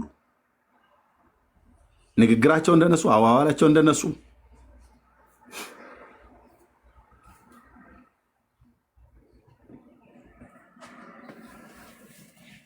እና ተሐድሶ ለምድራችን ያስፈልጋል ለእያንዳንዳችን። እኔ ኤርሚያስ ተሐድሶ የሚያስፈልገኝ ሰው ነኝ ወንድሞቼ እናቶቼ፣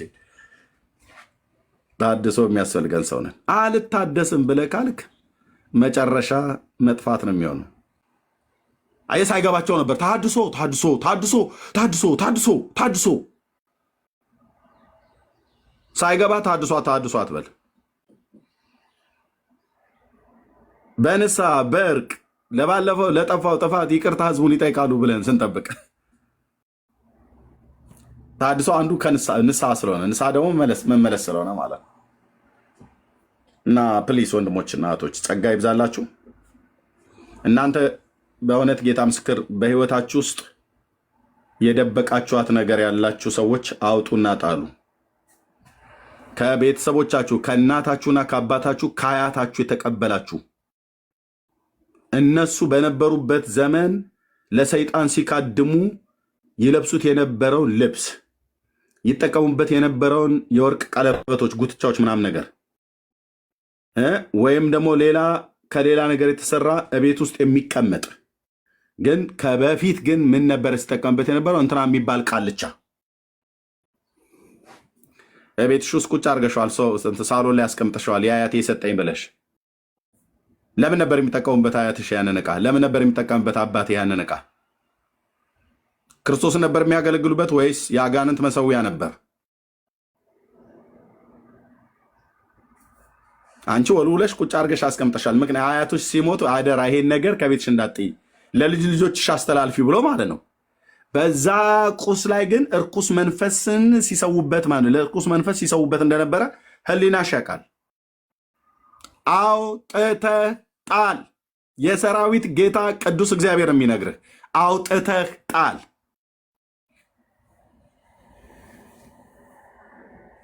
ወስዳ አውጥተህ ጣል። በልባችሁ ውስጥ የነገሯችሁ አያቶቻችን ነግረውን ያለፉት አይደል? እስከ ዛሬ ድረስ ዘርን በተመለከተ ቢሆን ቋንቋን በተመለከተ ቢሆን የተለያየ ነገር አንዳንዱን እኮ ክፋት እኮ አስተምረውን ያለፉት እኮ ቤተሰቦቻችን ናቸው። አውጥተህ ጣል። ከልብ ውስጥም ከጓዳ ብቻ አይደለም ከልብ ውስጥ ተሐድሶ በልባችሁ መታደስ ተለወጡ እንጂ ነው ያለው ለእኛ ለወንጌል አማኞች። ወንድሜ በልባችሁ መታደስ ተለወጡ እንጂ ይህንን ዓለም አትምሰሉ ነው ያለው። ከጓዳ ብቻ አይደለም ወንድም ዋነኛ ያለው ልብ ውስጥ ነው። አንዳንድ እኮ ሰውን እኮ ሲያይ ከንፈሩን እያጣመመ ሁሉ እኮ ነው እንዲህ ወደ ጎን ይጎትቱታል። እህቶችም ወንድሞችም ኢትዮጵያውያን ነገር ሲያስብብህ ሀበሻ ወደ ጎን እንዲህ ጠምዝዝ ያደርገዋል። መጋኛ የመታው ይመስል ያጣምመዋል። ንቀት ማለት ነው። ይሄ ቦዲ ላንጉጅ ብለው የሚሉት ነጮቹ።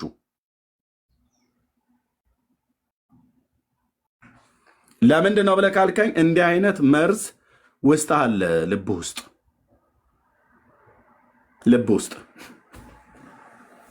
ይህን ደግሞ ተሐድሶ የምታገኘው በእውነተኛ ትምህርት ነው። ችን ተናግሬ ይጨርሳለሁ። በእውነተኛ ትምህርት ዝም ብሎ በትምህርት ብቻ አይደለም። እውነተኛ የምትባለዋን ቃል አስምሩልኝ። በእውነተኛ ትምህርት ነው መታደስን የምታገኘው። እውነተኛ ትምህርት የት ነው የሚገኘው? በእውነተኛይቱ የክርስቶስ ቤተክርስቲያን። ያቺ እውነተኛይቱ ቤተክርስቲያን ማናት? እውነተኛይቱ ኦርቶዶክስ ነች እንድልፈልገ ነው። ብራዘር አትቀልድ። በእውነተኛይቱ የክርስቶስ ቤተክርስቲያን ያቺ እውነተኛይቱ እውነተኛይቱ የክርስቶስ ቤተክርስቲያን የት ነው የምትገኘው? እውነተኛውንና ለዘላለም የሚኖረውን ሕያውን የማይለወጠውን የእግዚአብሔርን ቅዱስ ቃል የምትሰብክ የማዕዘኗ ራስ የሆነላት ክርስቶስ የሆነላት ራሷ ክርስቶስ የሆነላት የማዕዘኑ ድንጋይ ክርስቶስ የሆነላት መሰረቷ ክርስቶስ የሆነላት በቅዱሳን ነቢያትና በቅዱሳት ሐዋርያት በሁላችን ጌታ በሆነው በኢየሱስ ክርስቶስ የተሰበከውን ሕያውን ቃል ያለ ማንሻፈፍ፣ ያለ ማጣመም፣ ያለ መበረዝ ቀጥታ እንደተጻፈው የምታስተምር የምትሰብክ እሷ ቤተክርስቲያን ማለት ናት። ከአብ ዘንድ የተሰጠን በረከት፣ እውነተኛ በረከት፣ ፌክ ያልሆነ በረከት፣ በዘመን መካከል የማይሻግት የማይበሰብስ የማይጠፋ የማይዝግ በረከት በማንም ሊወሰድብህ የማይችል አንተው ራስህ ካልጣልከው በስተቀር ለዘላለም የተሰጠን አስተማማኝ በረከት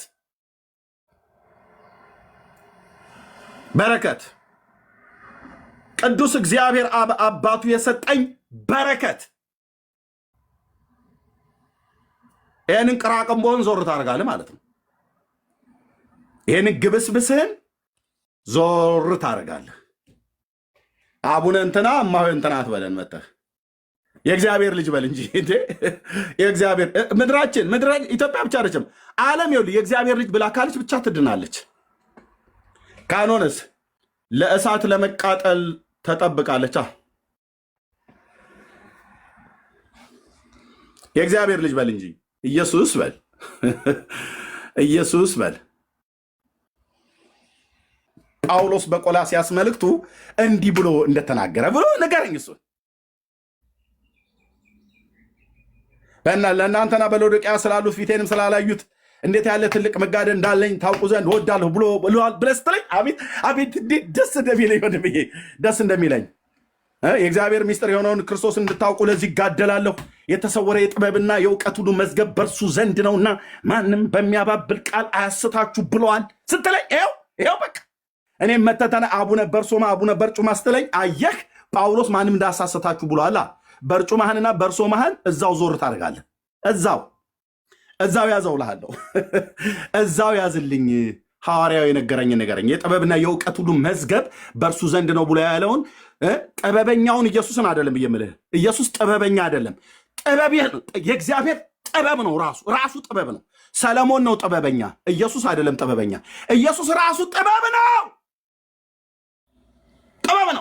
የእግዚአብሔር ምስጢር የሆነውን ክርስቶስን እንድታውቁ ሐዋርያቱ የተጋደሉት ክርስቶስን ለማሳወቅ ነው። የዘንድሮቹ የሚጋደሉት አቡነ በርሶማ፣ አቡነ በርጩማ፣ አቡነ ገሪማ፣ አቡነ ደንቆሮ፣ አቡነ ምሰሶ ይለኛል። ተወኝ አንተ ሰውዬ፣ ዞር በል ከትውልዱ መንገድ ላይ።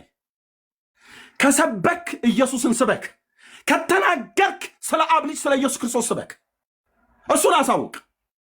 የሐዋርያው ተጋድሎ ለቆላስያስ ቅዱሳንም ለሌሎቹም እንዴት ያለ ትልቅ መጋደል እንዳለኝ ታውቁ ዘንድ ወዳለሁ። ምንድነው የሚያጋድልህ? የጥበብና የእውቀት ሁሉ መዝገብ የሆነውን ኢየሱስ ክርስቶስን እንድታውቁ፣ የእግዚአብሔር ምስጢር የሆነውን ክርስቶስን እንድታውቁ። ምን ያደርግልናል ብናውቀው? እሱን ማወቅ የዘላለም ሕይወት ነው ይልሃል ዮሐንስ ተቀብሎ። ኦ መንፈስ ቅዱስ ለዘላለም ስም ይባረክ የኔ አባት። ሃሌሉያ።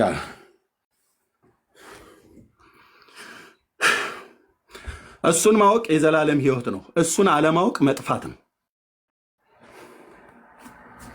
አባቶቻችን ሐዋርያት እሱን ለማሳወቅ ነበረ ከኢየሩሳሌም ከተማ ጀምሮ እስከ ኤልዋሪቆ ድረስ ደፋ ቀና ያለው።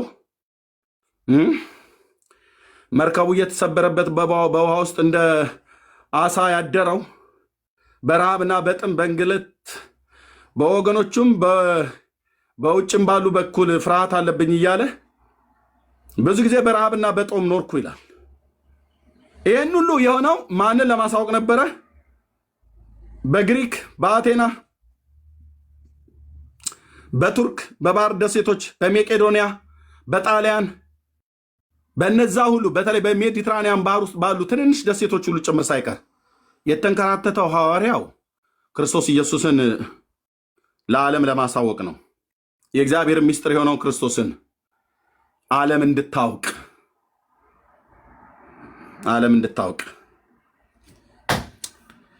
አይ ጳውሎስ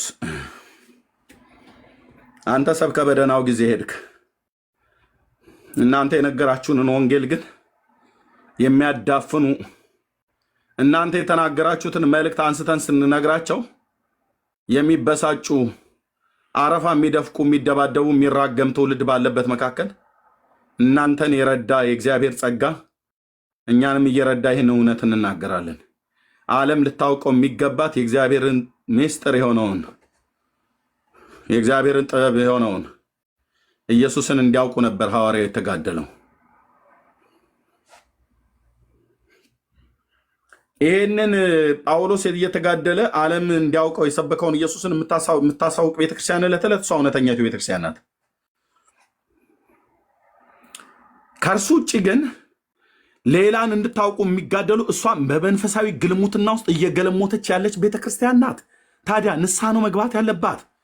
የሰራዊት ጌታ እግዚአብሔር በቁጣው ሳይገለብጣት ማለት ነው። ንስሐ ነው መግባት ያለባት። ፍጡርን የምትሰብክ ቤተክርስቲያን ንስሐ ነው መግባት ያለባት። በክርስቶስ ቤተክርስቲያን ታሪክ ውስጥ አንድም ቦታ ላይ ፍጡር ያድናል ተብሎ አልተሰበከም። በሐዋርያቱ አልተሰበከም። በነቢያቱ አልተሰበከም። የቱ ጋ ነው ጳውሎስ አብርሃም ያድናል ብሎ የሰበከው? ጻድቅ አባት አይደል ነው።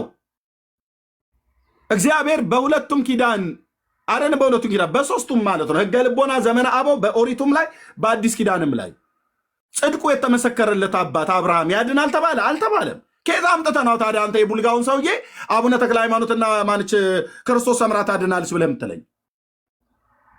አየውልህ፣ አይ መከራ የከፈሉት እንትን ያሉት የከፈለችው መከራ ምናምን ነገር ብለህ ትለኛለህ። ምንድነው የከፈለችው መከራ?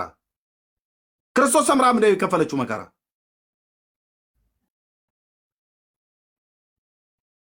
ምንድን ነው የከፈለችው መከራ ተብሎ የሚባለው? ጦር በግራና በቀኝ ሰክታ ስትጸልይ እና ሆድቃዋ ደግሞ ስጋዋ አለቀ ውሃ ውስጥ ሆና፣ ከዛስ አሳዎች ሄዱባት። ለምን ዶልፊንና ሻርክ አክሮባት አይገለበጥባትም? ውስጧ አይመለከተኝም፣ አይመለከተኝም። እውነትህን ነው። አሳዎች ሄዱባት። እሺ፣ እና የእሷ አጥንት በረከት እኔ ላይ ይደርብኝ ብዬ እንድል ነው?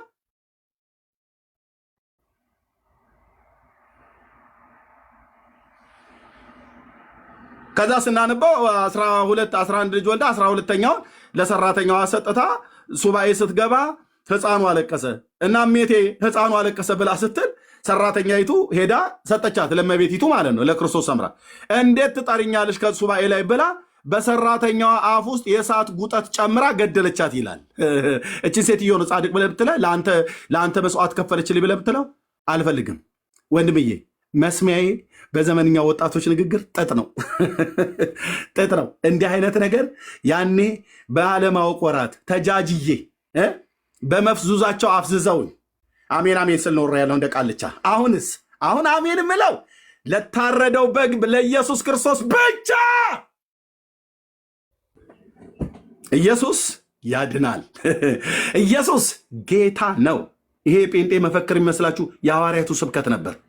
የሐዋርያቱን ስብከት ጴንጤዎቹ ሲያስከትሉት እንዲሁ አሉ። እነ ጳውሎስ እንዲህ ነበር እያሉ ያሉት፣ ኢየሱስ ያድናል፣ ኢየሱስ ጌታ ነው ነው ያሉት።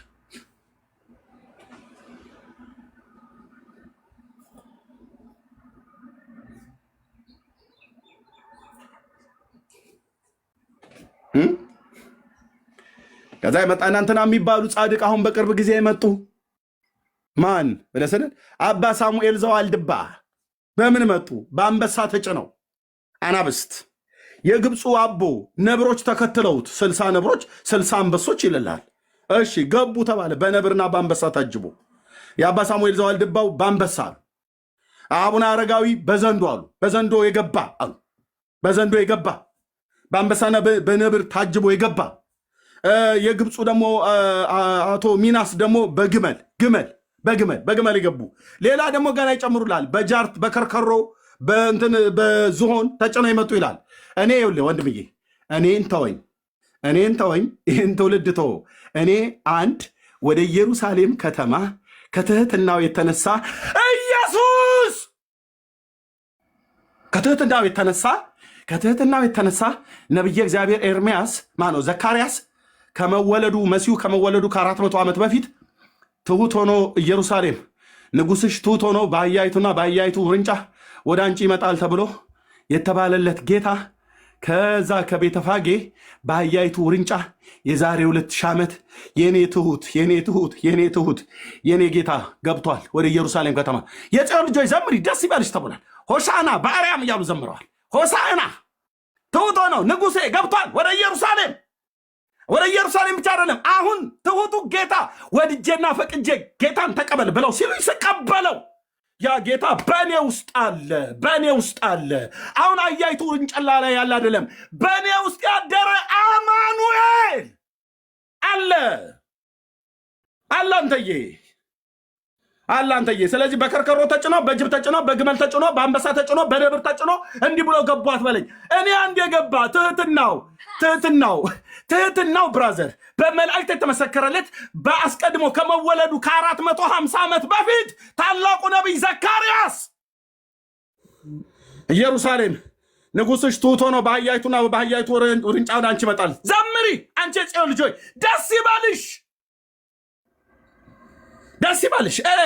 ተው አንተ ተው ስልህ ከርከሮ ጦጣ ትለኛለህ እንዴ? በከርከሮ ተጭኖ የመጡ የራሱ ጉዳይ። በግመል ተጭኖ የመጣ ትለኛለህ እንደ አንድ የግብፃዊ ሰውዬ። እኛ የማንም የግብፅ መጫወቻ ነን እንደ አንተ? ተው ስለ አንተዬ ተው። የአምላክ የእግዚአብሔር መንፈስ ለዘላለም ስምህ ይባረክ። እኔ አንድ ትሑት ጌታ አለ። በአህያ ውርንጫ ተጭኖ የመጣ በአህያይቱና በአህያይቱ ግልገል ተጭኖ ከትህትናው የተነሳ የሰማይ የምድር ፈጣሪ በኪሩቤል ላይ የሚቀመጥ 4 እንስሶች የሚሸከሙት የኔ ጌታ ማንም ሊቀርበው በማይችል ብርሃን ውስጥ የሚኖር በዘላለም ተራሮች ላይ ሆኖ በድንቅ የሚያበራ የአባቶቻችን አምላክ ልዑል እግዚአብሔር በሲና ሕግን የሰጠ አሁን በአህያይቱ ውርንጫ ከድንግል ተወልዶ ትህትናውን እስከዚህ ድረስ አሳይቶኝ በአህያይቱ ውርንጫ የመጣውን ነው ተቀበሉ ብለ የብሉይ ኪዳን ነቢያት የነገሩ እንጂ አንተ በጃርትና በከርከሮ በጅብ ላይ የተቀመጡ ትላለህ እንዴ? ይህን ምድረ ሰላቢ ሁሉ ተቀበል ትለኛለህ? ዞር በል። በቃ ዘካርያስ ነግሮኛል ተቀበለው ብሎ ያለኝ በአህያ ውርንጫ የመጣውን የዛሬ 2000 ዓመት ውዴ ለዘላለም ስም ይባረክ የኔ አባት። በቃ እሱን ተቀብየዋለሁ። በአህያ ውርንጫ የመጣውን በአህያ ውርንጫ ተጭኖ ወደ ኢየሩሳሌም የገባው ጌታ እኔ ህይወት ውስጥ ገብቷል። እንኳን ነገሩኝ ጴንጤዎች። እግዚአብሔር የዘመናችሁን ቁጥር ይባርክ። ከተቀባው ጌታ ጋር አገናኛችሁን። ስመ ለዘላለም ይባረክ። የኔ ጌታ እኔ ቤት እኮ ገባ ነው ብዬ እኔ ህይወት ውስጥ ገባ።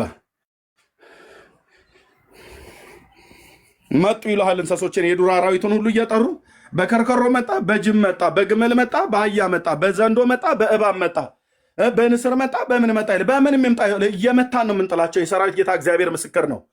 አምላኬ እግዚአብሔር ምስክር ነው አልኩ። አምላኬ እግዚአብሔር ምስክር ነው። ውጣና ስበክ ብሎ ሲለኝ የሰማሁትን ድምፅ አልተጠራጠርኩትም። አይቼና ሰምቼ ነው የወጣሁትኝ። በህይወት ዘመናችን ይሄን ነው መስበክ ያለብን። ትህትናው ከልብ የሆነ እኔ ዋህ በልቤ ትሑት ነኝ ከኔ ተማሩ ብሎ ያለው ጌታ ለእኔ በአህያይቱ ውርንጫ ኢየሩሳሌምን ሊያድን ዓለምን ሊያድን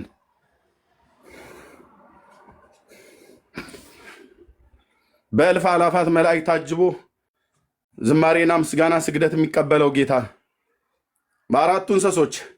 ስለ እንስሶቹ ብቻ እንኳን ብታጠና ብራዘር አይኖች በእንባ ይሞላሉ፣ መንፈስ ይከዳል፣ ልብህ ራሱ ይፈራል፣ በፍርሃት ይንቀጠቀጣል። ስለ እንስሶቹ ብቻ ስለ ጌታ ስለ እንስሶቹ ብቻ 4ቱ እንስሶች መንፈሳውያን የተባሉትን ብታጠናቸው ትንቢተ ሕዝቅኤል መጽሐፍ ምዕራፍ 1 ብቻ ብታነብ እነዚህ ፍጡራን እንደዚህ ተብለው ከተገለጡ በእንስሶቹ መካከል የሰው ልጅ የሚመስል ነበር፣ የእሳትን ፍም አየው ይላል። የኔ ጌታ ለዘላለም ስም ይባረክ። ኢየሱስ ክርስቶስ አባዬ ስም ይባረክ። የእግዚአብሔር መልክና አምሳያ ይሄ ነው ብሎ ይላል ብሉይ ኪዳን ላይ የተገለጠለት ሕዝቅኤል። የእግዚአብሔር መልክና አምሳያ ይሄ ነው ብሎ ይላል። መልክና አምሳያው ተብሎ እዛ ጋ የተገለጠውን ሄደህ ብታየው የሆነ ሰውዬ ራጉኤል ቤተክርስቲያን ጀርባ የሚስለው ስዕል አይደለም። ስም ይባረክ የኔ አባት፣ ስም ይባረክ የኔ ጌታ፣ ስም ይባረክ ለዘላለም ስም ይባረክ። ልዩ ነህ አንተ፣ ልዩ ነህ። ይህን ጌታ ንገረኝ ለእኔ፣ ካልሆነ አትምጣብኝ፣ አትድረሱብን እዚህ። ይህን ጌታ ንገረኝ። አባቶቼ ነቢያት የተረኩትን አባቶቼ ነቢያት ሕዝቅኤል የነገረን ንገረን። ኦኬ የእግዚአብሔር መልክና አምሳያ እንዲህ ነበር ይላል።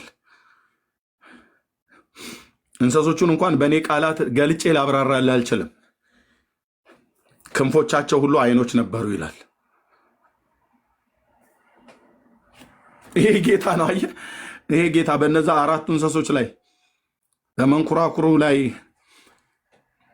በኪሩቤል ላይ የሚቀመጠው ጌታ መጥቶ አህያይቱ ግልገል ላይ ተቀምጦ ወደ ኢየሩሳሌም ገባ እኔን ሊያድነኝ።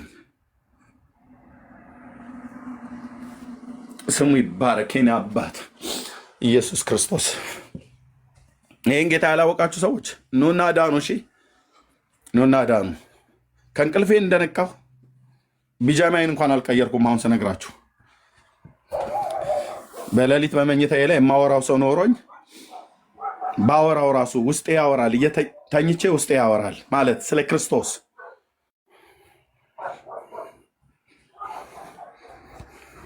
የተነኩ ቸርነቱን፣ አምላክነቱን፣ አባትነቱን የቀመሱ ያውቁታል። ቃል ለምድር ለሰማይ በዘመናችን በእኛ ዘመን ከአብና ከወልድ ከመንፈስ ቅዱስ በቀር ሌላ አምላክ ላይወራ ሞቶ ሞትን ድል አድርጎ በተነሳው በሰማያት በአባቱ ቀኝ ያለ በክብር ተመልሶ የሚመጣውን የዳዊትን ልጅ የእግዚአብሔር ልጅን ኢየሱስ ክርስቶስን ከእርሱ በቀር ሌላ ሊሰበክ የሚችል በእኛ አንደበት ውስጥ ለዘላለም አይኖርም። ወንድሞቼ እናቶቼ በዚህ ደስ ይበላችሁ። ደጋግማችሁ ይህን እውነት የሰማችሁ መወሰን ያቃታችሁ ሰዎች እንወስኑ። ጌታን ለመቀበል እንወስኑ። በስብከታችን እንደ ቅዱስ ጳውሎስ የምናጫችሁ ለኢየሱስ ነው። ጴንጤው ወገኔ በምድር ዙሪያ ያለው በሙሉ የወንጌል አማኞች በስብከታችን የምናጫችሁ ለሱ ነው። የምናስተዋውቃችሁ ከሱ ጋር ነው። ኑ በክርስቶስ ኢየሱስ ከእግዚአብሔር ጋር ታረቁ ብለን እንለምናችኋለን እንዳለ እንለምናችኋለን። እኛም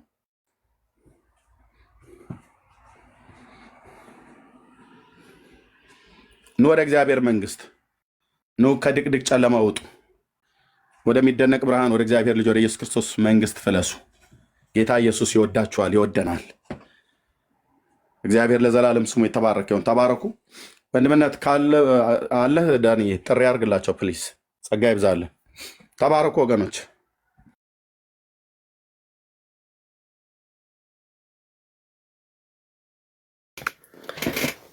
እሺ ወንድምነት ጸጋ ይብዛልህ። ጌታ ኢየሱስ ይባርክ።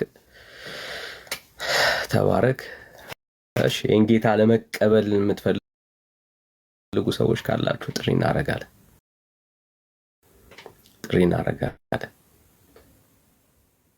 እኔም ለክርስቶስ ሕይወቴን መስጠት ፈልጋለሁ የምትሉ ሰዎች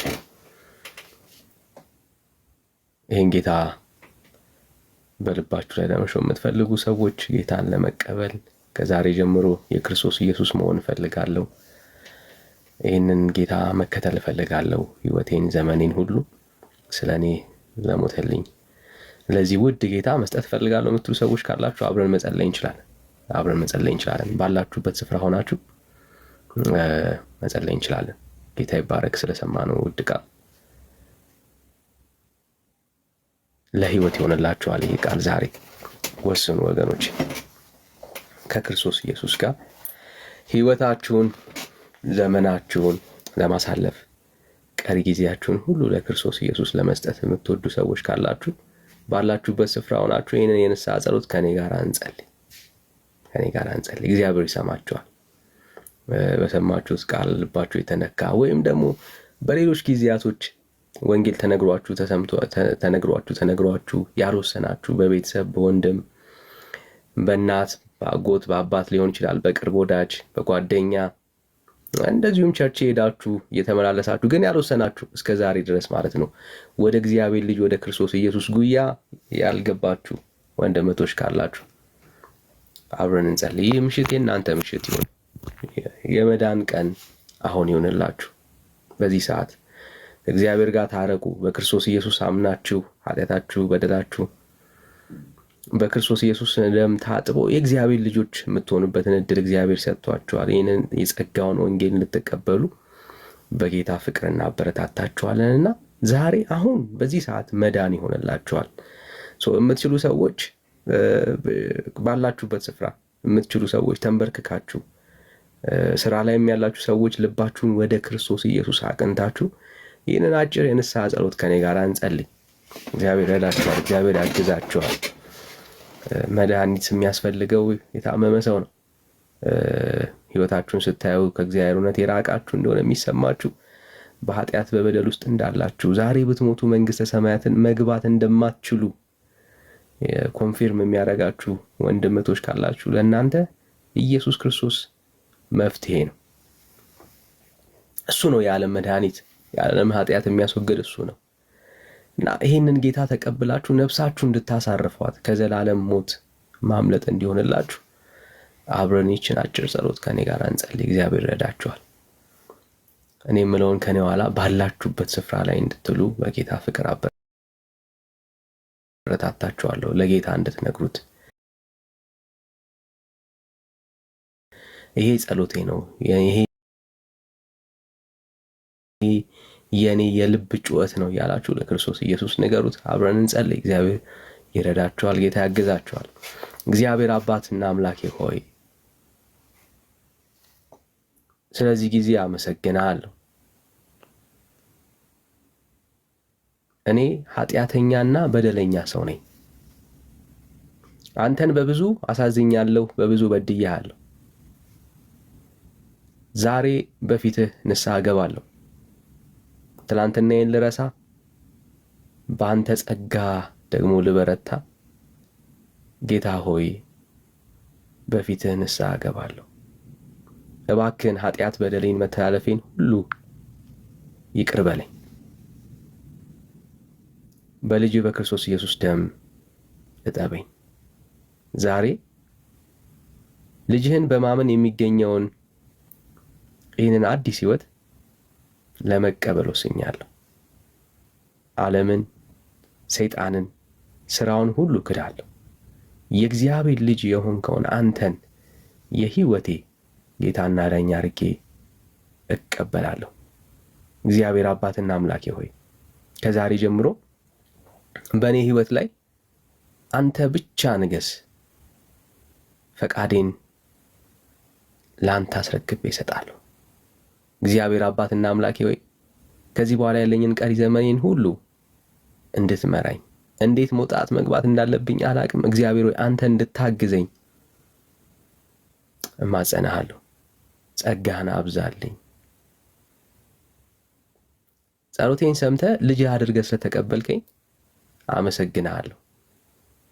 ከዛሬ ጀምሮ አባ አባ ብዬ የምጮህበት የልጅነትን መንፈስ ስለሰጠኸኝ እባርክሃለሁ። በክርስቶስ ኢየሱስ ስም ጸለይኩኝ።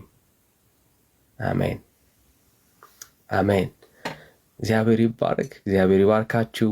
ወንድምነት ተባረክ። ጸጋውን ከዚህ በላይ አትረፍርፎ በአንተ ላይ ይግለጥ። እግዚአብሔር ይባረክ። ተባረኩ ወገኖች። ምናልባት ይህንን ጸሎት የጸለያችሁ ጌታን ለመቀበል የወሰናችሁ ሰዎች ካላችሁ በውስጥ አውሩን። ቁጭ ብለው ከስር በጣም እንደዚህ አይነት ሰዎችን አዳዲስ ሰዎችን የሚለቅሙ ሰዎች ስለበዙ ነው ይህንን ፊት ለፊት ላይ እጃችሁን አውጡ፣ ምልክት ስጡን ምናምን ማለት ያቆም ነው። ለእናንተ ጥንቃቄ ስንል ነው። እና ብዙ ሰዎች ግን አሁንም አሉ የሚድኑ ሰዎች። ጌታ ይባረክ። እግዚአብሔር አምላክ የተባረከ አምላክ ነው። ይሄ ወንጌል ነፃ እንደሚያወጣ ይሄው ምስክሮች ነን እኛ። ወንድምነትን ብትጠይቁት በጣም ብዙ ሰዎች በውስጥ መስመር ያገኙናል። እዚህ ያሉ አገልጋዮችን አገኟቸው። ከላይ ጀምሮ እስከ ታች ድረስ ያለን እዚህ ያለን ሰዎች አገልጋይ ነን። በውስጥ መስመር አግኙን። 7 ቁጥር ጻፉልን ወይ ደግሞ ስልካችሁን አስቀምጡልን። አሊያም እኛም ካላስፈለግናችሁ ቸርች ዳይሬክት ሂዱ። ቸርች ዳይሬክት ሂዱ። በቃ ይችን ጸሎት የጸለያችሁ የወሰናችሁ ከክርስቶስ ኢየሱስ ጋር አብራችሁ ለመኖር የዘላለም ህይወት ተስፋችሁን በክርስቶስ ኢየሱስ አግኝታችሁ ከእግዚአብሔር ጋር ታርቃችሁ ክርስቲያን ሆናችሁ መኖር የምትፈልጉ ሰዎች ካላችሁ ቸርች ሂዱ። ዳይሬክት አገልጋዮችን፣ የቸርች አገልጋዮችን አግኟቸው። ግን የት ቸርች መሄድ እንዳለባችሁ ማታውቁ፣ ደግሞም በመንፈሳዊ ህይወት መበርታት የምትፈልጉ፣ እርዳታችንም የእኛን እገዛ የምትፈልጉ ሰዎች ካላችሁ በውስጥ መስመር አግኙን። ስልካችሁን አስቀምጡልን ወይ ደግሞ 77 ቁጥር ጻፉልን። የእኛን ስልክ እናስቀምጥላችኋለን፣ ጸልይላችኋለን። እግዚአብሔር ይረዳችኋል። ጌታ ያግዛችኋል። የሚገርመው ነገር ልክ እንደናንተ እኛም እንደዚች አይነት ጸሎት ጸልየን ነው ህይወታችን ተቀይሮ የቀረው። ክብር ለጌታ ይሁን። እግዚአብሔር ጸሎትን የሚሰማ አምላክ መሆኑን ያረጋገጥ ነው ይችን ጸሎት ጸልየን ነው። ይችን ጸሎት ከጸለይን ቀን በኋላ ህይወታችን እንደ ትናንትናው ሆኖ አልቀጠለም። ልዩ ነበረ። እግዚአብሔር ስለረዳን፣ እግዚአብሔር ስላገዘን፣ አቅም ጉልበት እግዚአብሔር ስለሆነ ስለዚህ ወዳጆቼ ይሄን ጌታ ለመቀበል የወሰናችሁ ሰዎች በውስጥ መስመር አግኙን። ጸጋ ይብዛላችሁ። ተባረኩ። ጌታ ኢየሱስ ይባርካችሁ። ሰው መቀጠል እንችላለን። እግዚአብሔር ይባረክ። ጌታ ይመስገን።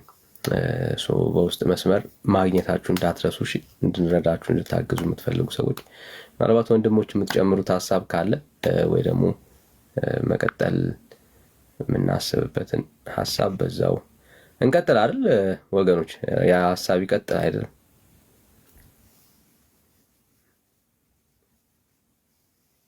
ወገኖች አላችሁ?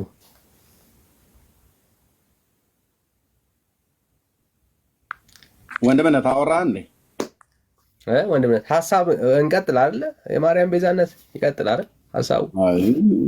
አዎ ቢቀጥል በጣም ናይስ ነው፣ ግን አሁን አያወሩበትም ነው ብዬ የማስበው ነው። ግን እነሱ ስላላወሩበት እኛ ዝም እንላለን ማለት አይደለም።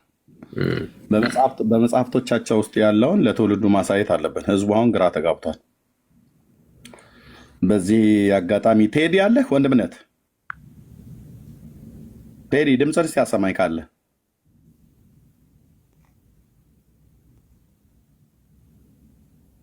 ተኝቷል ማለት ነው ወንድምነት። ያ የልጅ አባት ስትሆን እኮ ስታስተኛ ያስተኛል መተኛት። ትናንትና በአባስተኛኝ ብላ ትንሿ ልጅ ምሽት ላይ ነይ እንተኛ ብዬ ከኔ ጋራ ገባን እና ገብተን ተኛና አልጋችን ላይ። ሌላው ቤተሰብ ገና አልተኛም። እሷ ቀን ስላልተኛች መተኛ ትፈልጋለሁ ብላ ይዛኝ ገባች። ከባባ ጋር ገብታ አብረን ተኛን። እኔ የለውም አልኩ በዛው ቀድመ። ከዛ የሆነ ጫጫታ ምናምን ነገር ስሰማ ስነቃ እስር የለችም እና እሷ መታታች ሳሎን ትጫወታለች። እኔ አለሜን እቀጭላለሁ እና ያስተኝተ ና ላስተኛ ብላ እንደወሰደች ነው እንትን ያልኩት። አይ ኖ ጌታ ይባረክ። እሺ፣ ስለዚህ አልደከመም። ስንት ሰዓት ነው? አልደከመም። 7 ሰዓት ሆኗል። ትከፍታለህ? እንምጣ አንተ ጋር ተኛ አይመስልህም? እሺ፣ አንተ ከከፈትክማ ወንድምነት ዱላውን የሚቀበለኝ ካገኘው እኔ በደስታ ብራዘር እተኛለሁ። ዱላውን ለመቀባበል ያክል ነው ወንድምነት። ኦኬ ወገኖች፣ እንክፈት ወይስ ታርፋላችሁ? እንክፈት ወይስ ታርፋላችሁ? እንክፈት ብለህ ይከፈት። ኦኬ። በጣም ብዙ የሚወሩ ነገሮች አሉ። በጣም ብዙ የሚታዩ ቪዲዮዎች፣ የምንሰማቸው የምናሳያቸው መጽሐፍቶች በጣም ነው ያሉት። ወንድሞች እናቶች፣ በጣም ተባረኩ። በቃ ስለዚህ ኑ እኔ ጋ መምጣት የምትችሉ ወንድምነት እንዲተኛ ኑ እኔ ጋ እከፍታለሁ። ጸጋ ይብዛላችሁ። እሺ ወንድምነት ይክፈት። ጸጋ ይብዛላችሁ። በጣም ወዳችኋለሁ። ግን የወሰናችሁ ሰዎች እንዳትረሱ፣ እሺ እንዳትረሱ። በውስጥ መስመር አግኙን፣ 7 ቁጥርን ጻፉልን፣ አሊያም አቅራቢያችሁ የሚገኝ ጤነኛ ቸርቾች ሂዱ። ክብር ለጌታ ይሁን። በቃ ዛሬ የወሰናችሁ ብሩኬ አይቻለሁ፣ እግዚአብሔር ይባርክ። ኮመንት ላይ ስጽፍ አይቻለሁ። ያ ብሩኬ እዚህ አይደለም በውስጥ መስመር መጻፍልኝ ያልኩ ግን አገኛለሁ። ፎሎ ባክ መልሼልሃለሁ ኮመንትን ስላየው። ስለአንተ እግዚአብሔር ይባረክ። ሌሎቻችሁም ካላችሁ በክርስቶስ ኢየሱስ ዛሬ በማመን የሚገኘውን ይህንን ድንቅ ህይወት የጀመራችሁ ሰዎች ካላችሁ በውስጥ መስመር አግኙን፣ ጻፉልን። አሊያም ቸርች ሂዱ፣ በአካል ሄዳችሁ ጌታ ኢየሱስ ክርስቶስ ስለእናንተ ያደረገውን ይህንን ድንቅ የወንጌል ጀርኒ ንገሯቸው። በቸርቿ መሰረት ደግሞ ጌታ መቀበል ካለባችሁ ድጋሚ ጸሎት ካስፈለገ ሁሉን ነገር ይነግሯቸዋል። ወንጌል ይቀጥላል። እኛም ድነን የቀረ ነው ልክ እንደናንተ ነው። ነግሬያቸዋለሁ። ጸጋ ይብዛላችሁ። ወንድምነት ከፍቷል። ጉዞ ወደ ወንድምነት ኮስት ላድርገውና ትንሽ ወደሱ ሙቭ እናደርጋለን። ጸጋ ይብዛላችሁ። ሌሎቻችሁን ወንድምነት ጋር እንገናኝ።